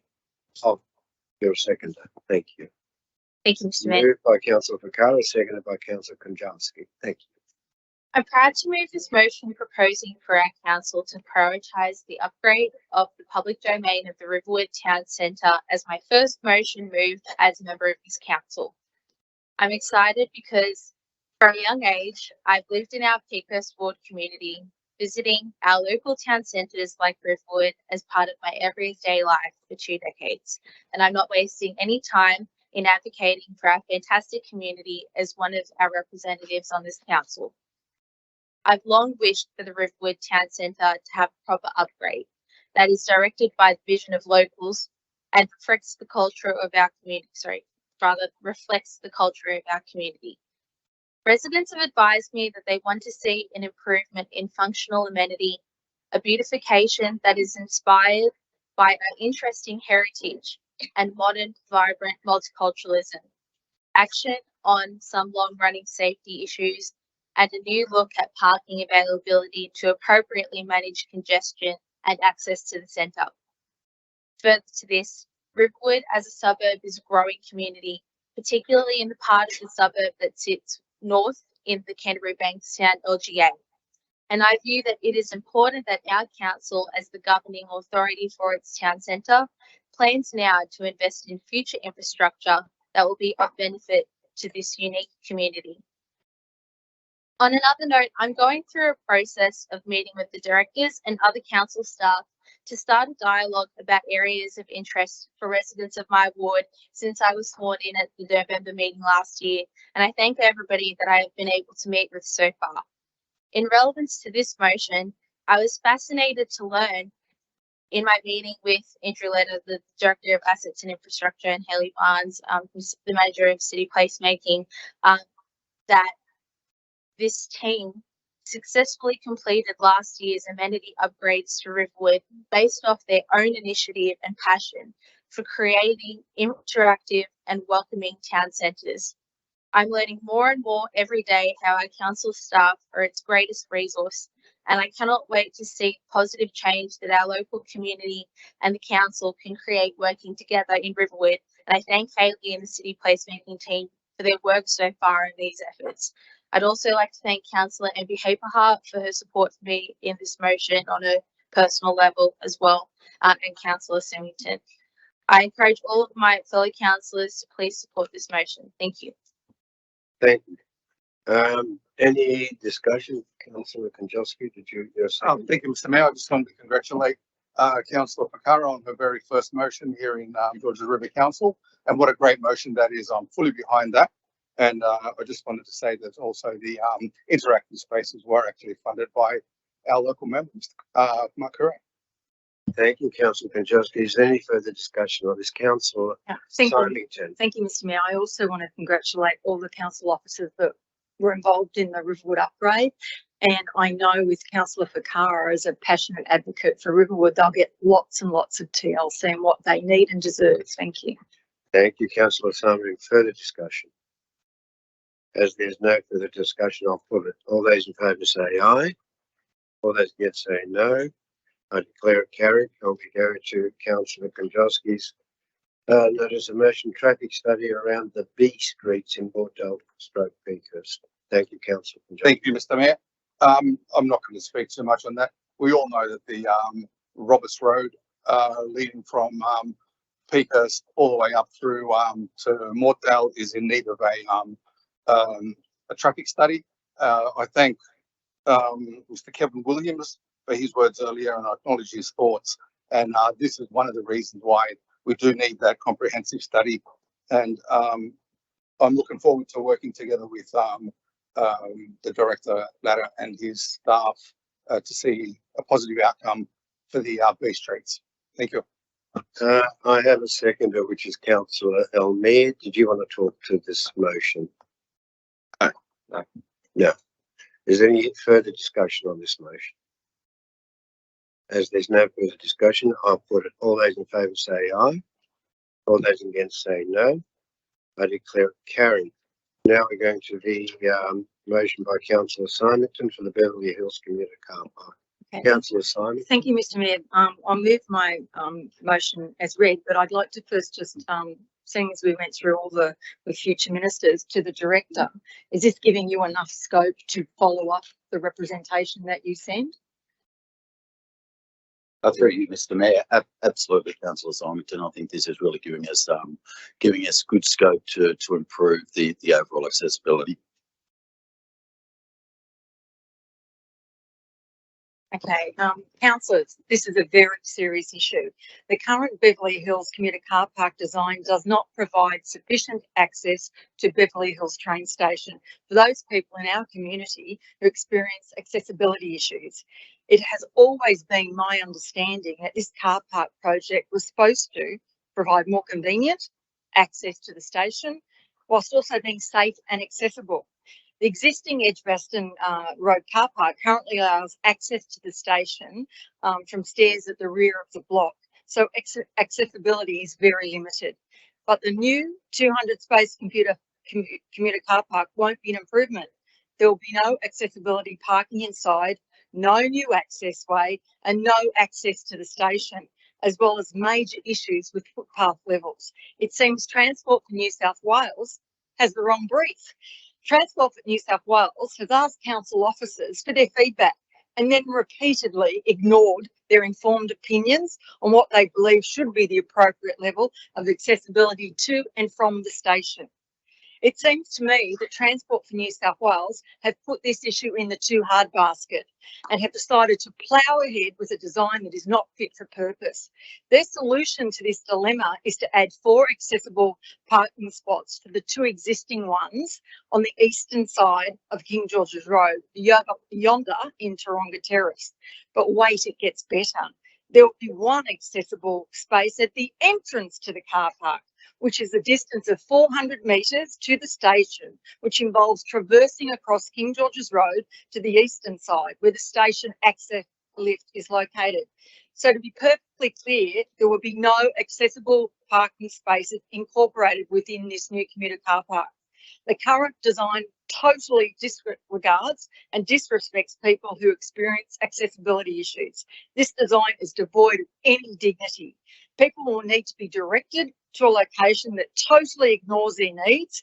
Where is the thought or care? Just a tick the box solution over to Taronga Terrace, out of sight, out of mind. How do they even get away with doing this? The car park design even totally ignores Transport for New South Wales' very own Disability Inclusion Action Plan. I've had a look at the design specifications of a few other Transport for New South Wales commuter parking projects, and the Riverwood and Emu Plains ones will incorporate accessible parking. So have the completed Casula and Edmondson Park car parks. Why not this project? Is it the cost? What is the issue? Transport for New South Wales should be setting an example. If Transport for New South Wales choose to ignore council's plea to change the car park design, then they should think about renaming it the Cut Price Car Park, which sounds more appropriate to me. Thank you. Thank you, councillor Symington. I take it you're seconding the motion, councillor Wade. Okay, did you want to talk to the motion? Yeah, Thank you, councillor. I just want to congratulate Councillor Symington for this important motion. She has described this in detail, so I don't have anything extra to add. Yeah. Thank you, councillor Wade. Is there any further discussion on this motion? As there's no further discussion, I'll put it. All those in favour say aye. All those against say no. I declare it carried. We're now going to the private certified campaign by councillor Jamieson. Thank you, Mayor. There was community sessions a little while ago in regards to private certifiers, and I was privileged to sit and actually hear some of the community issues, horror stories from it. I think one was when an old elderly lady who used a wheelchair was basically had to get kicked out of her property because she couldn't access her front door because of the impediment of the developer and the building. We've heard the trees with the development and so forth of certifying. I've also been privileged to sit in with, and I thank the acting general manager for inviting people and discussing the issues, and it was a real eye-opener for myself. So I think it's really important that the community knows how much is done, and I've just realised how much the AGM and the council is trying to do to make this as an impossible situation as best they can, and to lobby the government. So and actually, if the acting general manager, if you wouldn't mind saying some of the stuff that you were saying before about the action that you're taking. Better from you than me. Yeah, I think the Councillor Jamison's talking about the briefing and then following the briefing. Your report. Through you, Mr. Mayor, and I will also look at my colleague there, and she might like to add to Meryl Bishop. But I brought this matter up with the SS Rock councils and told them the campaign that we had commenced, that they're very keen to join in as well. So that gives us a wealth of knowledge and also strength in numbers, which I think is very important. Our plan is to wait until the state election occurs and we can then see who the minister might be that we have to go to, but we certainly want to meet the minister. But I'd like to meet the minister with a group of councils in tow, not just Georges River Council. There's always strength in numbers. So that's what we're planning to do.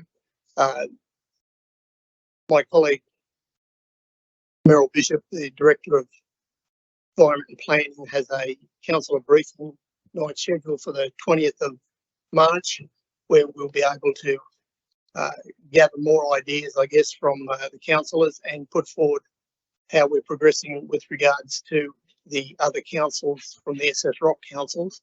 But I'm very optimistic.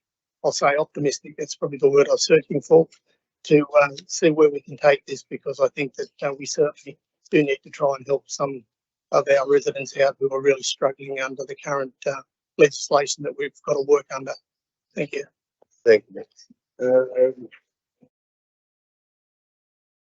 The Director, did you want to say anything for that? Okay, thank you. With this one, we don't have a secondary yet. Councillor. Yeah. Councillor Smoothly, yeah. Seconded by Councillor Smoothly. Did anyone want to discuss? These lights are not working. That's the rule. Yeah, but the lights didn't indicate that. What I had was Councillor Smoothly, unfortunately. Okay. Anyway, okay, relax. Councillor, did anyone want to discuss, present anything else on this matter? Councillor. Thanks, Mr. Mayor. The category with the highest number of complaints is private certifier uncooperative. I was one of those residents who mentioned that in my personal submission to council. I've lost count of the number of times that I and other locals have witnessed inadequate sediment and stormwater controls, tree protection and other environmental offences, but with calls and emails to certifiers going unanswered. And that's in cases where the certifier has actually gone to the trouble of displaying a sign, as they are not present on many building sites for whatever reason, which was another aspect highlighted by the public. I'd therefore like to sincerely thank the residents, Councillor Jamison and the managers and staff for bringing this controversial matter into the public domain. Thank you, Councillor. Is there any further discussion on this matter? Being no further discussion, I'll put it. All those in favour say aye. All those against say no. I declare it carried, and we're now going to a motion on the installation of bike repair stations in the Georges River Local Government. Councillor Moore.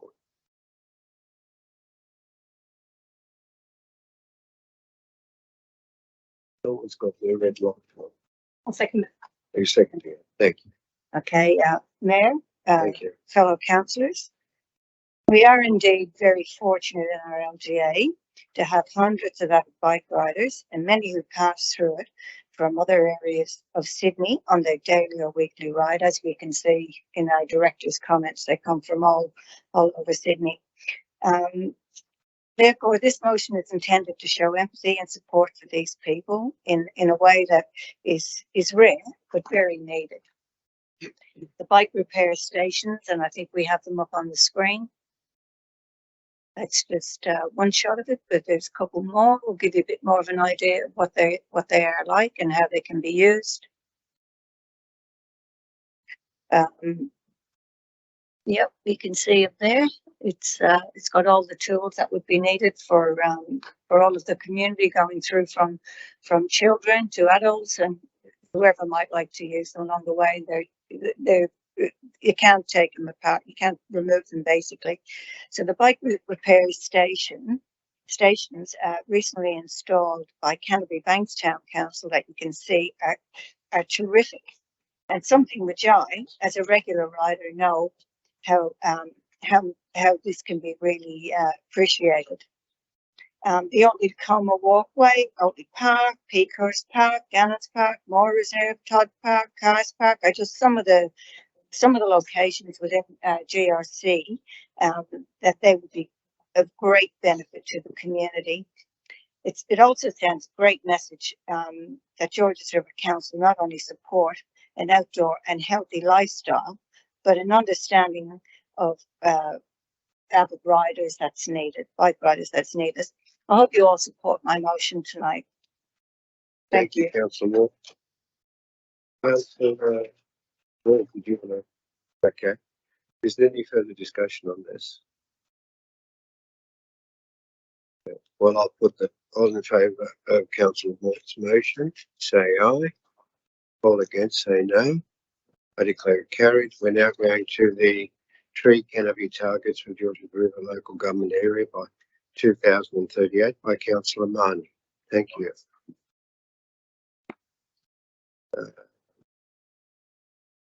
Councillor Mahoney. Sorry. Yeah, seconded by Councillor Smith. Thanks, Mr. Mayor. I do have a couple of amendments which the executive have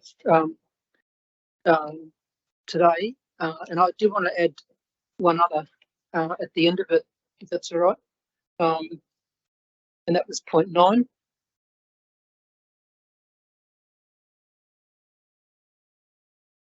Which I only said through tonight during the meeting.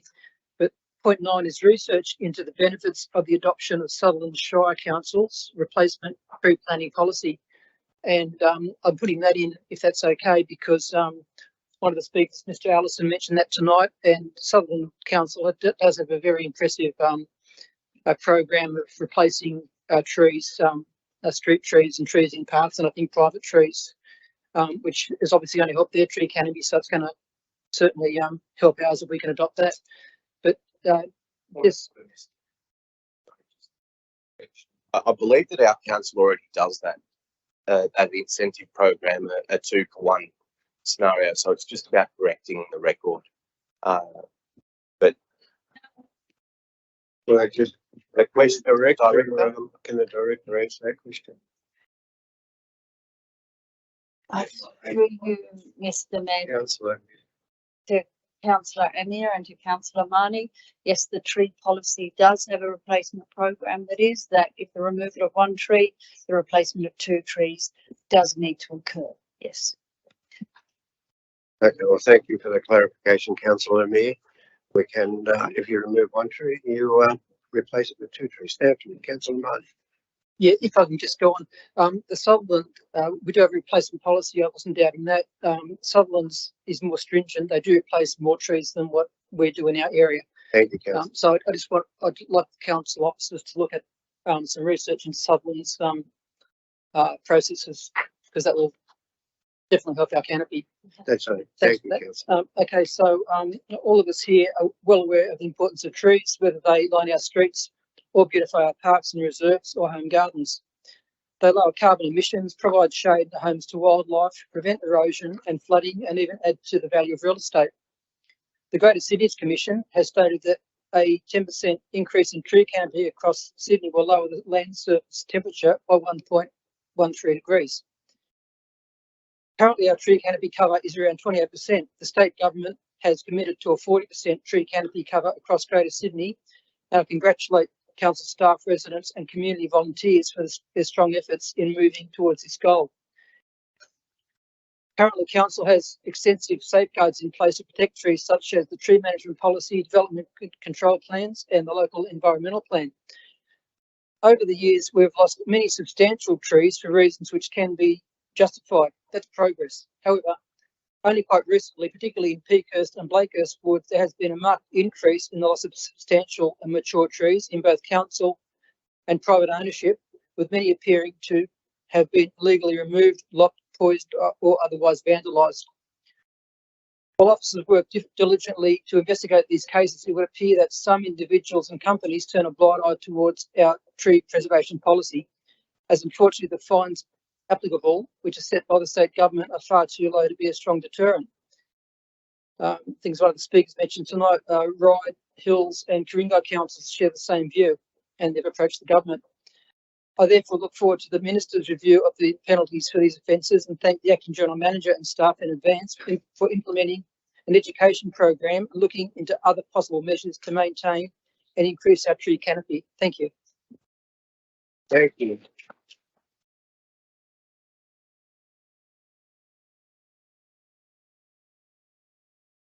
I will give the call to the seconder first up and then you, Councillor Amir. Do you have anything to say?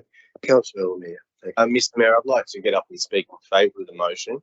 Yeah, it may come as a surprise to some people, but trust me, I am very much. Thanks for that, James Daly. But I'm a big supporter of this motion, and I can congratulate Councillor Marty for bringing this forward. But I think it's important, just like I did earlier, to make sure that the facts are being presented and that the right information is presented to the community. Now, I recall in the previous term of council, we sat down as a group of councillors to discuss what our tree policy looked like and what we wanted to do moving forward. And much credit to the director and former general manager and all the staff that were sitting around the table at the time.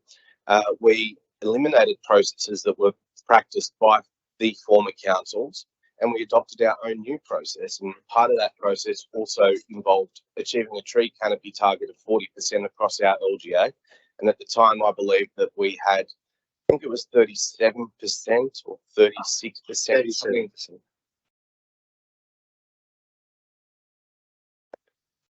37%, according to the information that was presented to us.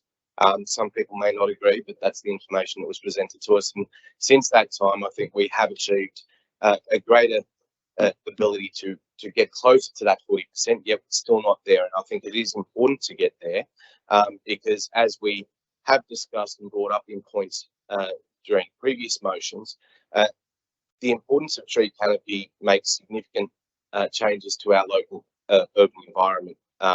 One of them, we brought up a point some months ago, over a year ago now, about the importance of having even parks in our town centres and the importance of increasing tree canopy in our town centres, because research shows that you can decrease the temperature of the urban environment by up to 10 degrees by having greater tree canopy in your urban environments. Now, with the incentive programs that are occurring across the river into Sutherland Shire, I don't believe that we have an 8-for-1 scenario, but I'm all for trying to get greater incentive programs in place for residents that want to uptake and contribute to greater tree canopy in our local area.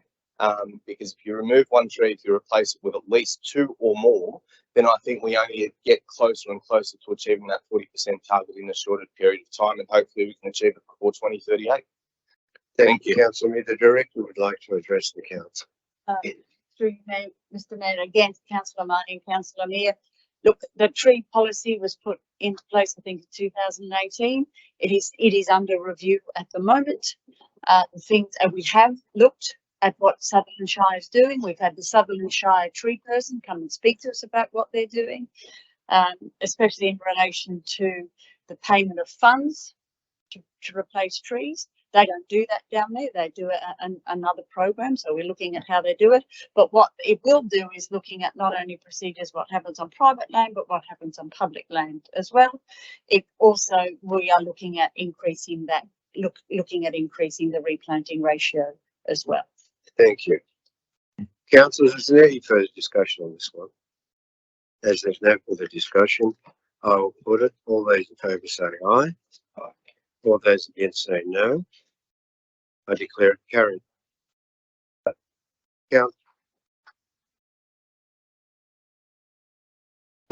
The next one is also another motion by Councillor Marnie, Glenn Lee.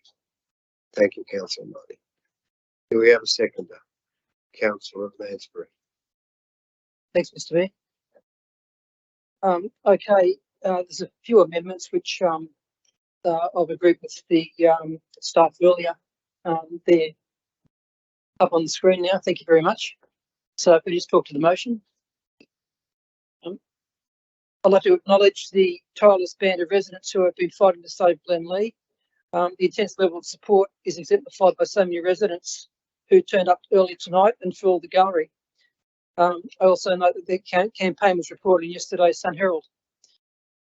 I also commend the work of council officers, particularly the Director of Planning and Environment and Strategic Planning, who continue to provide such complex and expert advice to us as councillors.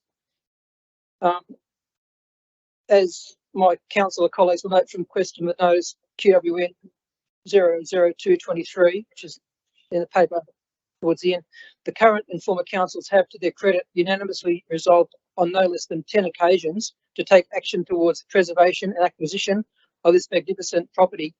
However, neither the state nor federal governments have come to the party with a funding offer, and it's now reached a stage where the responsible New South Wales Minister, Mr Griffin, has refused to even issue a new interim heritage order, leaving Glen Lee with its bushland surrounds, native wildlife population and Aboriginal and European history unprotected.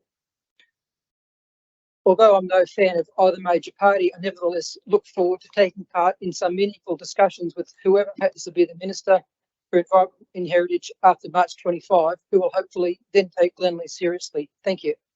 Thank you, Councillor Marnie. Councillor Mansbury, you second. Thanks, Mr Mayor. Firstly, thanks to Councillor Marnie for keeping this issue live, and thank you to those in the gallery. Many of your faces are very familiar from the event last Saturday week. And for the benefit of the councillors sitting around the horseshoe tonight, there was a Save Glen Lee event over at Lugano Baptist Church on a Sunday, and there was the eminent Professor Historian Heather Goodall, who came and addressed the meeting about the historical value of Glen Lee, and there was also some discussion about not just the historical significance but the environmental significance as well of this particular location. And there was a small clip that was shown on the afternoon. I think that I've seen it before on the website. It might be the same one. Anybody who sees it would be left in no doubt that this is one particular location that we cannot let go to be redeveloped. And as a council, we don't have the funds to purchase it. The owners of this particular site are well within their rights to get a monetary return on it. It's a part of their legacy and their birthright. However, it is for the greater good, for the want of that sort of cliche being used, for the benefit of the community going forward. We cannot afford to let this go. We need to keep pressure on the state government, as Councillor Marnie has been doing before he was on council. Now he's on council, he's continuing to do that. I've always maintained that it's incumbent upon the state and federal government to come up with the money to purchase this and keep it in, well, not keep it in, but put it in, it's not in private hands anymore, but make it in the public hands, make it into a learning centre, an environmental centre where we would have some of the historical significance accessible to those in the community, whereas now we can only read about it or see photos. It's something that would be of such great benefit to our community. It was a pleasure to attend that event, so thank you very much for those who organised it. As I said, you could not fail to be moved by the quality of this location, and I learned quite a few things that day. I didn't realise that there is a claim that Arthur Phillip and the First Fleet first made positive contact with the local Indigenous community around that location. That's an amazing claim, and imagine how we would feel in 10 or 15 years' time if this slips through our fingers and it's redeveloped and, historians revisit it and say, wow, this was a site where there was, first contact and it was positive contact. It would be shameful for us to let it go. As a council, I think we've advocated pretty strongly, but the ball is really in the court of the state government more so, and the federal government. I'm quite sure if some money could be committed on a state level, I'm quite sure it should be matched by the federal. I certainly would be advocating for that to happen. We cannot let this fight go. We must keep it up. It is far too important and pristine a location with so much significant environmental and cultural heritage there, as testament to the number of people that are here today and have been keeping the fight for going for a couple of years now, I guess. So thank you. Keep the faith, keep the fight going, and we will be doing that at a council level too with Councillor Marnie's motion tonight. And we need to put the pressure on the state government. We have an election in 3 weeks, so somebody needs to do the right thing. Anyway, I'll leave it there. Thank you. Thank you, Paul. Councillor from Jasper. Thank you, Mr. Mayor. I just wanted to say that, yes, Councillor Lansbury, Koure has been consistently for the protection of this as per the wishes of the local community. But it's also important that we work closely with the government and the Minister for Heritage of New South Wales property owners to finish the assessment and to allow the Heritage Council to make its decisions. Is there any further, Councillor? Yeah, so I just have a question. So what's the reason for the state government to refuse to endorse another interim order for the protection? I will put that to the Director. Through you, Mr. Mayor, to Councillor Wang. Look, I can't speak on behalf of the Minister. All I can assume, the Minister has the power to grant access to the site. He also has the power if he wanted to put in another heritage order. We were told he felt that wasn't necessary because there is a local heritage listing on the site, so that does give it some protection. But I can only assume he didn't wish to enact his powers. But I can't answer for the Minister. Okay, thank you. Thank you. Any further discussion? Councillor O'Neill. Mr. Mayor, this has been a critical topic of discussion and very important to many members of our community, especially in the Peakhurst ward. I think what's important to note is that since day one, many of the elected representatives, councillors, local members, ministers have shown a considerable amount of importance to this topic and saying what they can do. However, I think it's really important to note that we still need to operate through the confines of the law and ensure that we're not suggesting as a council to coerce into different outcomes that may necessarily suit us, because I think that there is a right for every individual, and I think so long as we keep the campaign going as elected representatives and as members of the community, I think we can eventually get to that point. And the points that were made earlier about the money and what is needed to purchase these sites, I 100% agree. Council is not in a financial position to be able to purchase this site for whatever it may be.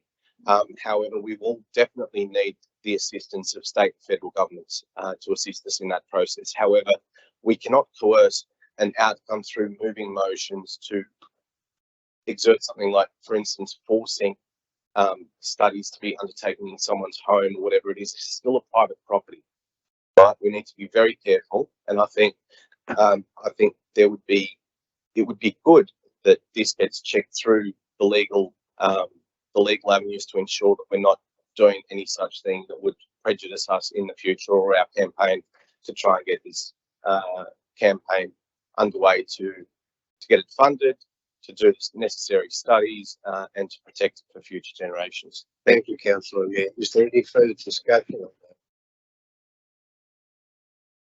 that? No. Councillor Marnie. It's a just question only. essentially a comment to Councillor Amir, if I may. Okay.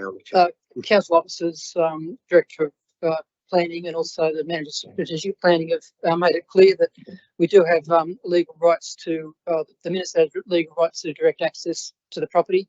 Having said that, we, of course, we do respect the rights of the property owners to, sell for a decent price. There's no question of that. But I just want to make it clear that before these motions have come before council, the directors have gone through with a fine-tooth comb and found out that yeah, we do have the right to. The minister's got the right to access. Can I just get Councillor Money? I'm not sure if I'll take that as your right of reply, but at this stage, I'm not going to take any more double speeches. Okay. I think the director needs to clarify that which you just said. Through you, Mr. Mayor, Councillor Money, you clarified your own statement really that we cannot access a site unless there is a development application, there is a compliance matter, or we're looking at a rezoning proposal. That's the only time we can go in and start to demand studies to be undertaken. But I think you have clearly stated that the minister can, but he's chosen not to. Thank you. I'll let Councillor Liu, did you want to add to this? Oh, yeah. Thank you, Mr. Mayor. I fully support and agree with what Councillor Elmire just said. This property is a very important part of our local community, and we can see different levels of politicians and representatives from community. They are all doing their roles to fight for it. So from as part of the council, I just want to clarify that council has legal obligations to consider the heritage value of the property. I think if any DA lodged and the council has any, I think we have the protect it as a council as a whole, right? Can I have this question? Thank you. Okay, the director here.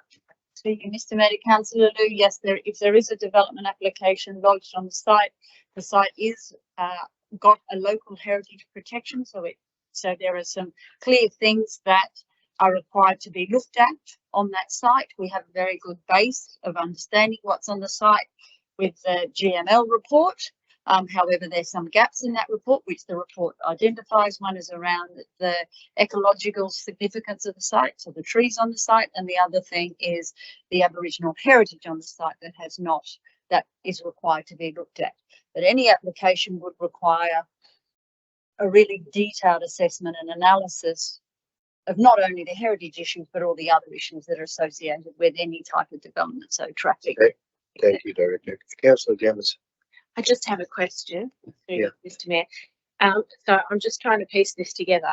So if we wait until there's a DA done before we do anything, are we in a position, and does that mean at that point we will look at if it's got any heritage value? Are we exposed, and can we lose the property at that stage? Councillor Jamieson, the site, as I've said a couple of times, the site is heritage listed. With heritage, it was gazetted September last year, so there is protection over the site. The site there isn't a development application before council, but if a development application is lodged before council, we will then do the required assessments, the detailed assessments in relation to ensuring that heritage and whatever's been proposed on the site is analysed, assessed and considered. And there are a number of provisions of both the Heritage Acts and the Environmental Planning Assessment Act that require us to do so. Thank you, Director. Is there any further discussion on this? Okay, well, I'll put all those in favour say aye. All those against say no. I declare it carried, and we're now going to the public forums. Notice and motion from Councillor Boyd. I'll move the motion as read if I can get a seconder. Seconded. Is it? Councillor Jamieson. Thank you.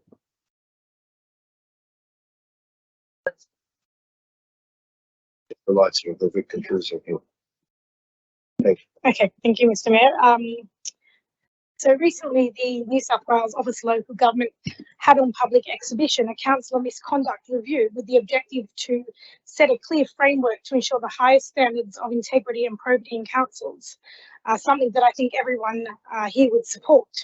One of the proposals in this review was to mandate that public forums should not be held as part of a council or committee meeting in the Model Code of Meeting Practice for Local Councils of New South Wales. A fundamental part of democracy is the public's right to voice an opinion to the governments that represent them. And as we know here, the public forum in a council meeting is the last opportunity for the community to voice their concerns directly to councillors before we debate the issues raised and exercise our vote, which is made here in the meeting in front of the community. The public forum provides complete transparency and is where the principles of democracy and people power can be fully exercised. Local government minister Wendy Tuckman recently made attempts in the media to clarify this proposal and stated, and I quote, "Let me be clear, the public's right to attend and observe council meetings is guaranteed under the Local Government Act. Any reforms proposed to the council conduct framework will not remove this right. The government guarantees this right will remain." The minister's comments did not provide any certainty to me. In fact, they made me even more concerned about the potential silencing of the community in council meetings. Attend and observe council meetings could mean to sit in the gallery and watch. Minister Tuckman has provided no guarantee of the public's right to participate in council meetings as part of the public forum, and this is a vitally important part of our democracy. So whilst we wait the final outcome and recommendations of the Councillor Misconduct Review from the New South Wales Government to see if they have listened to the community, I believe Georges River Council should get on the front foot and formally write to the Minister to request an amendment to the Model Code of Meeting Practice so that it provides a mandatory clause allowing members of the community to directly address councillors during the public forum on items on the agenda of council and committee meetings. So I hope you can support this motion. Thank you. Councillor Jamieson, you seconded.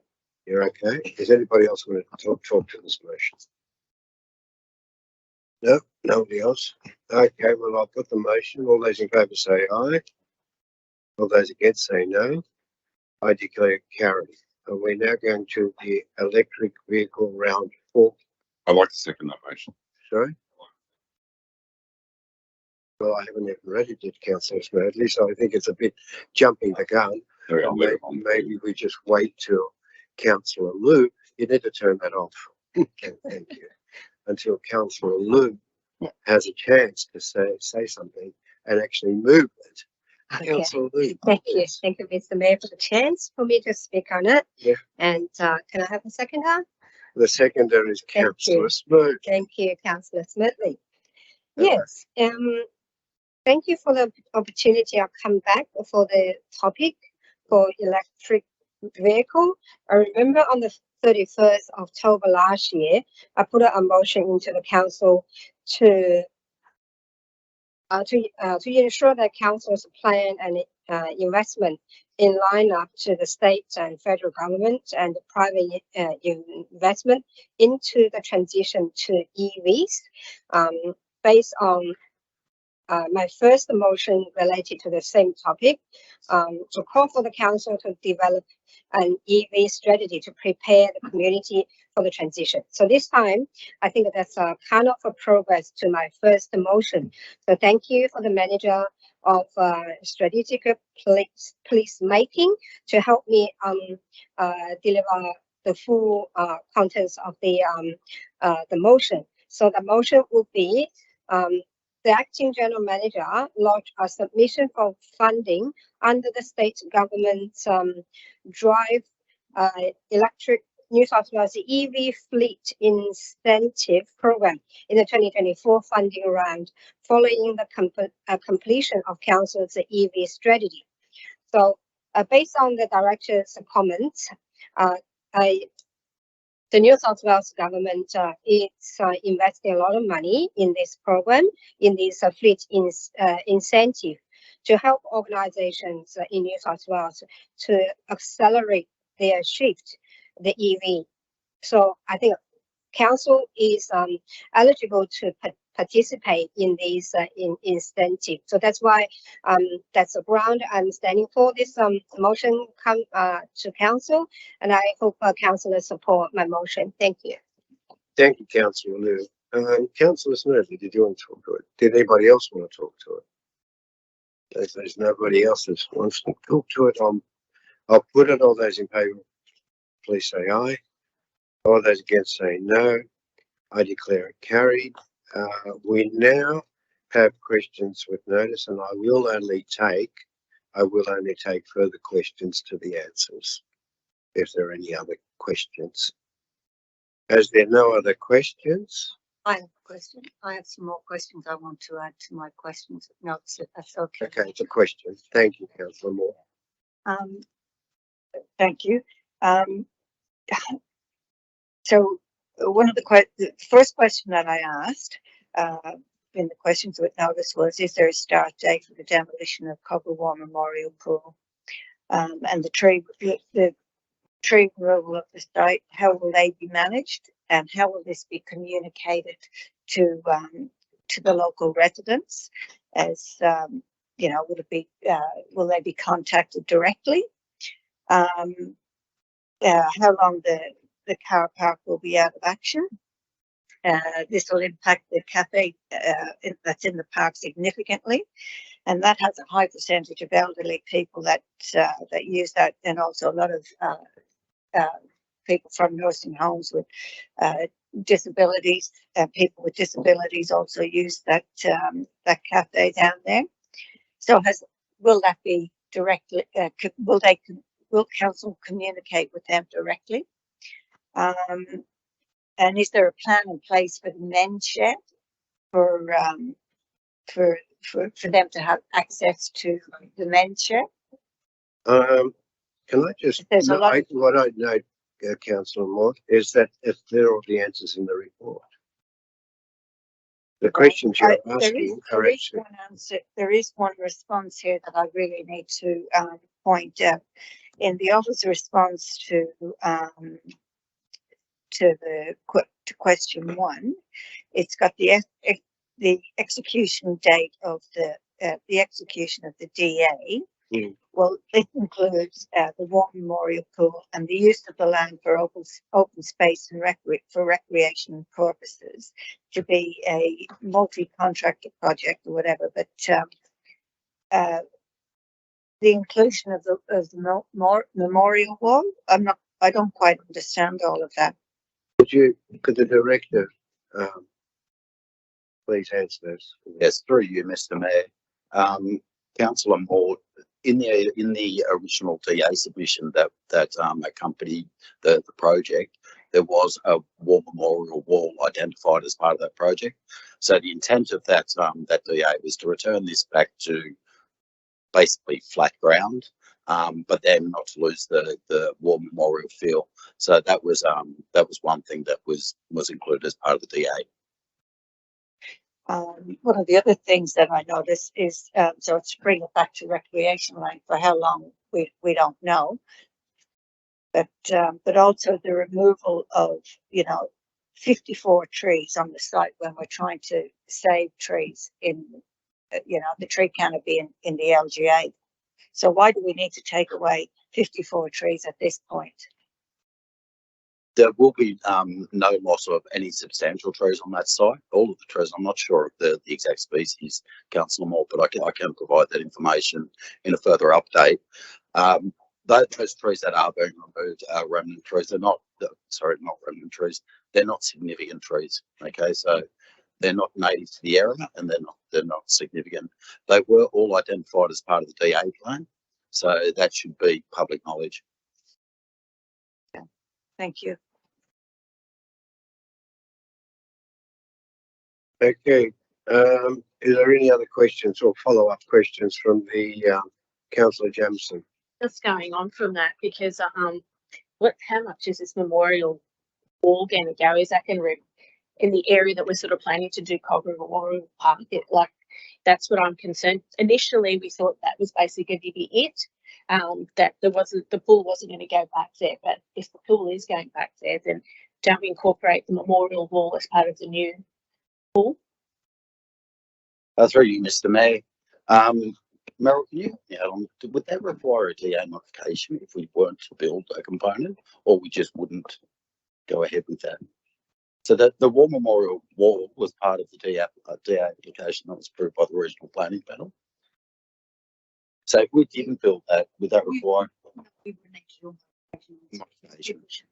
So we could choose to do a modification on the DA and not proceed with that wall. Things have changed over the period, as you point out, Councillor Jameson. So Councillor, we can do that. We can.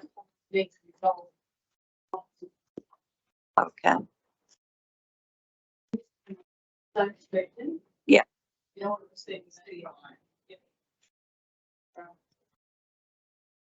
And my suggestion, if the councillors were mindful not to proceed with the memorial wall, their motion should be moved to that effect via a notice of motion. thank you.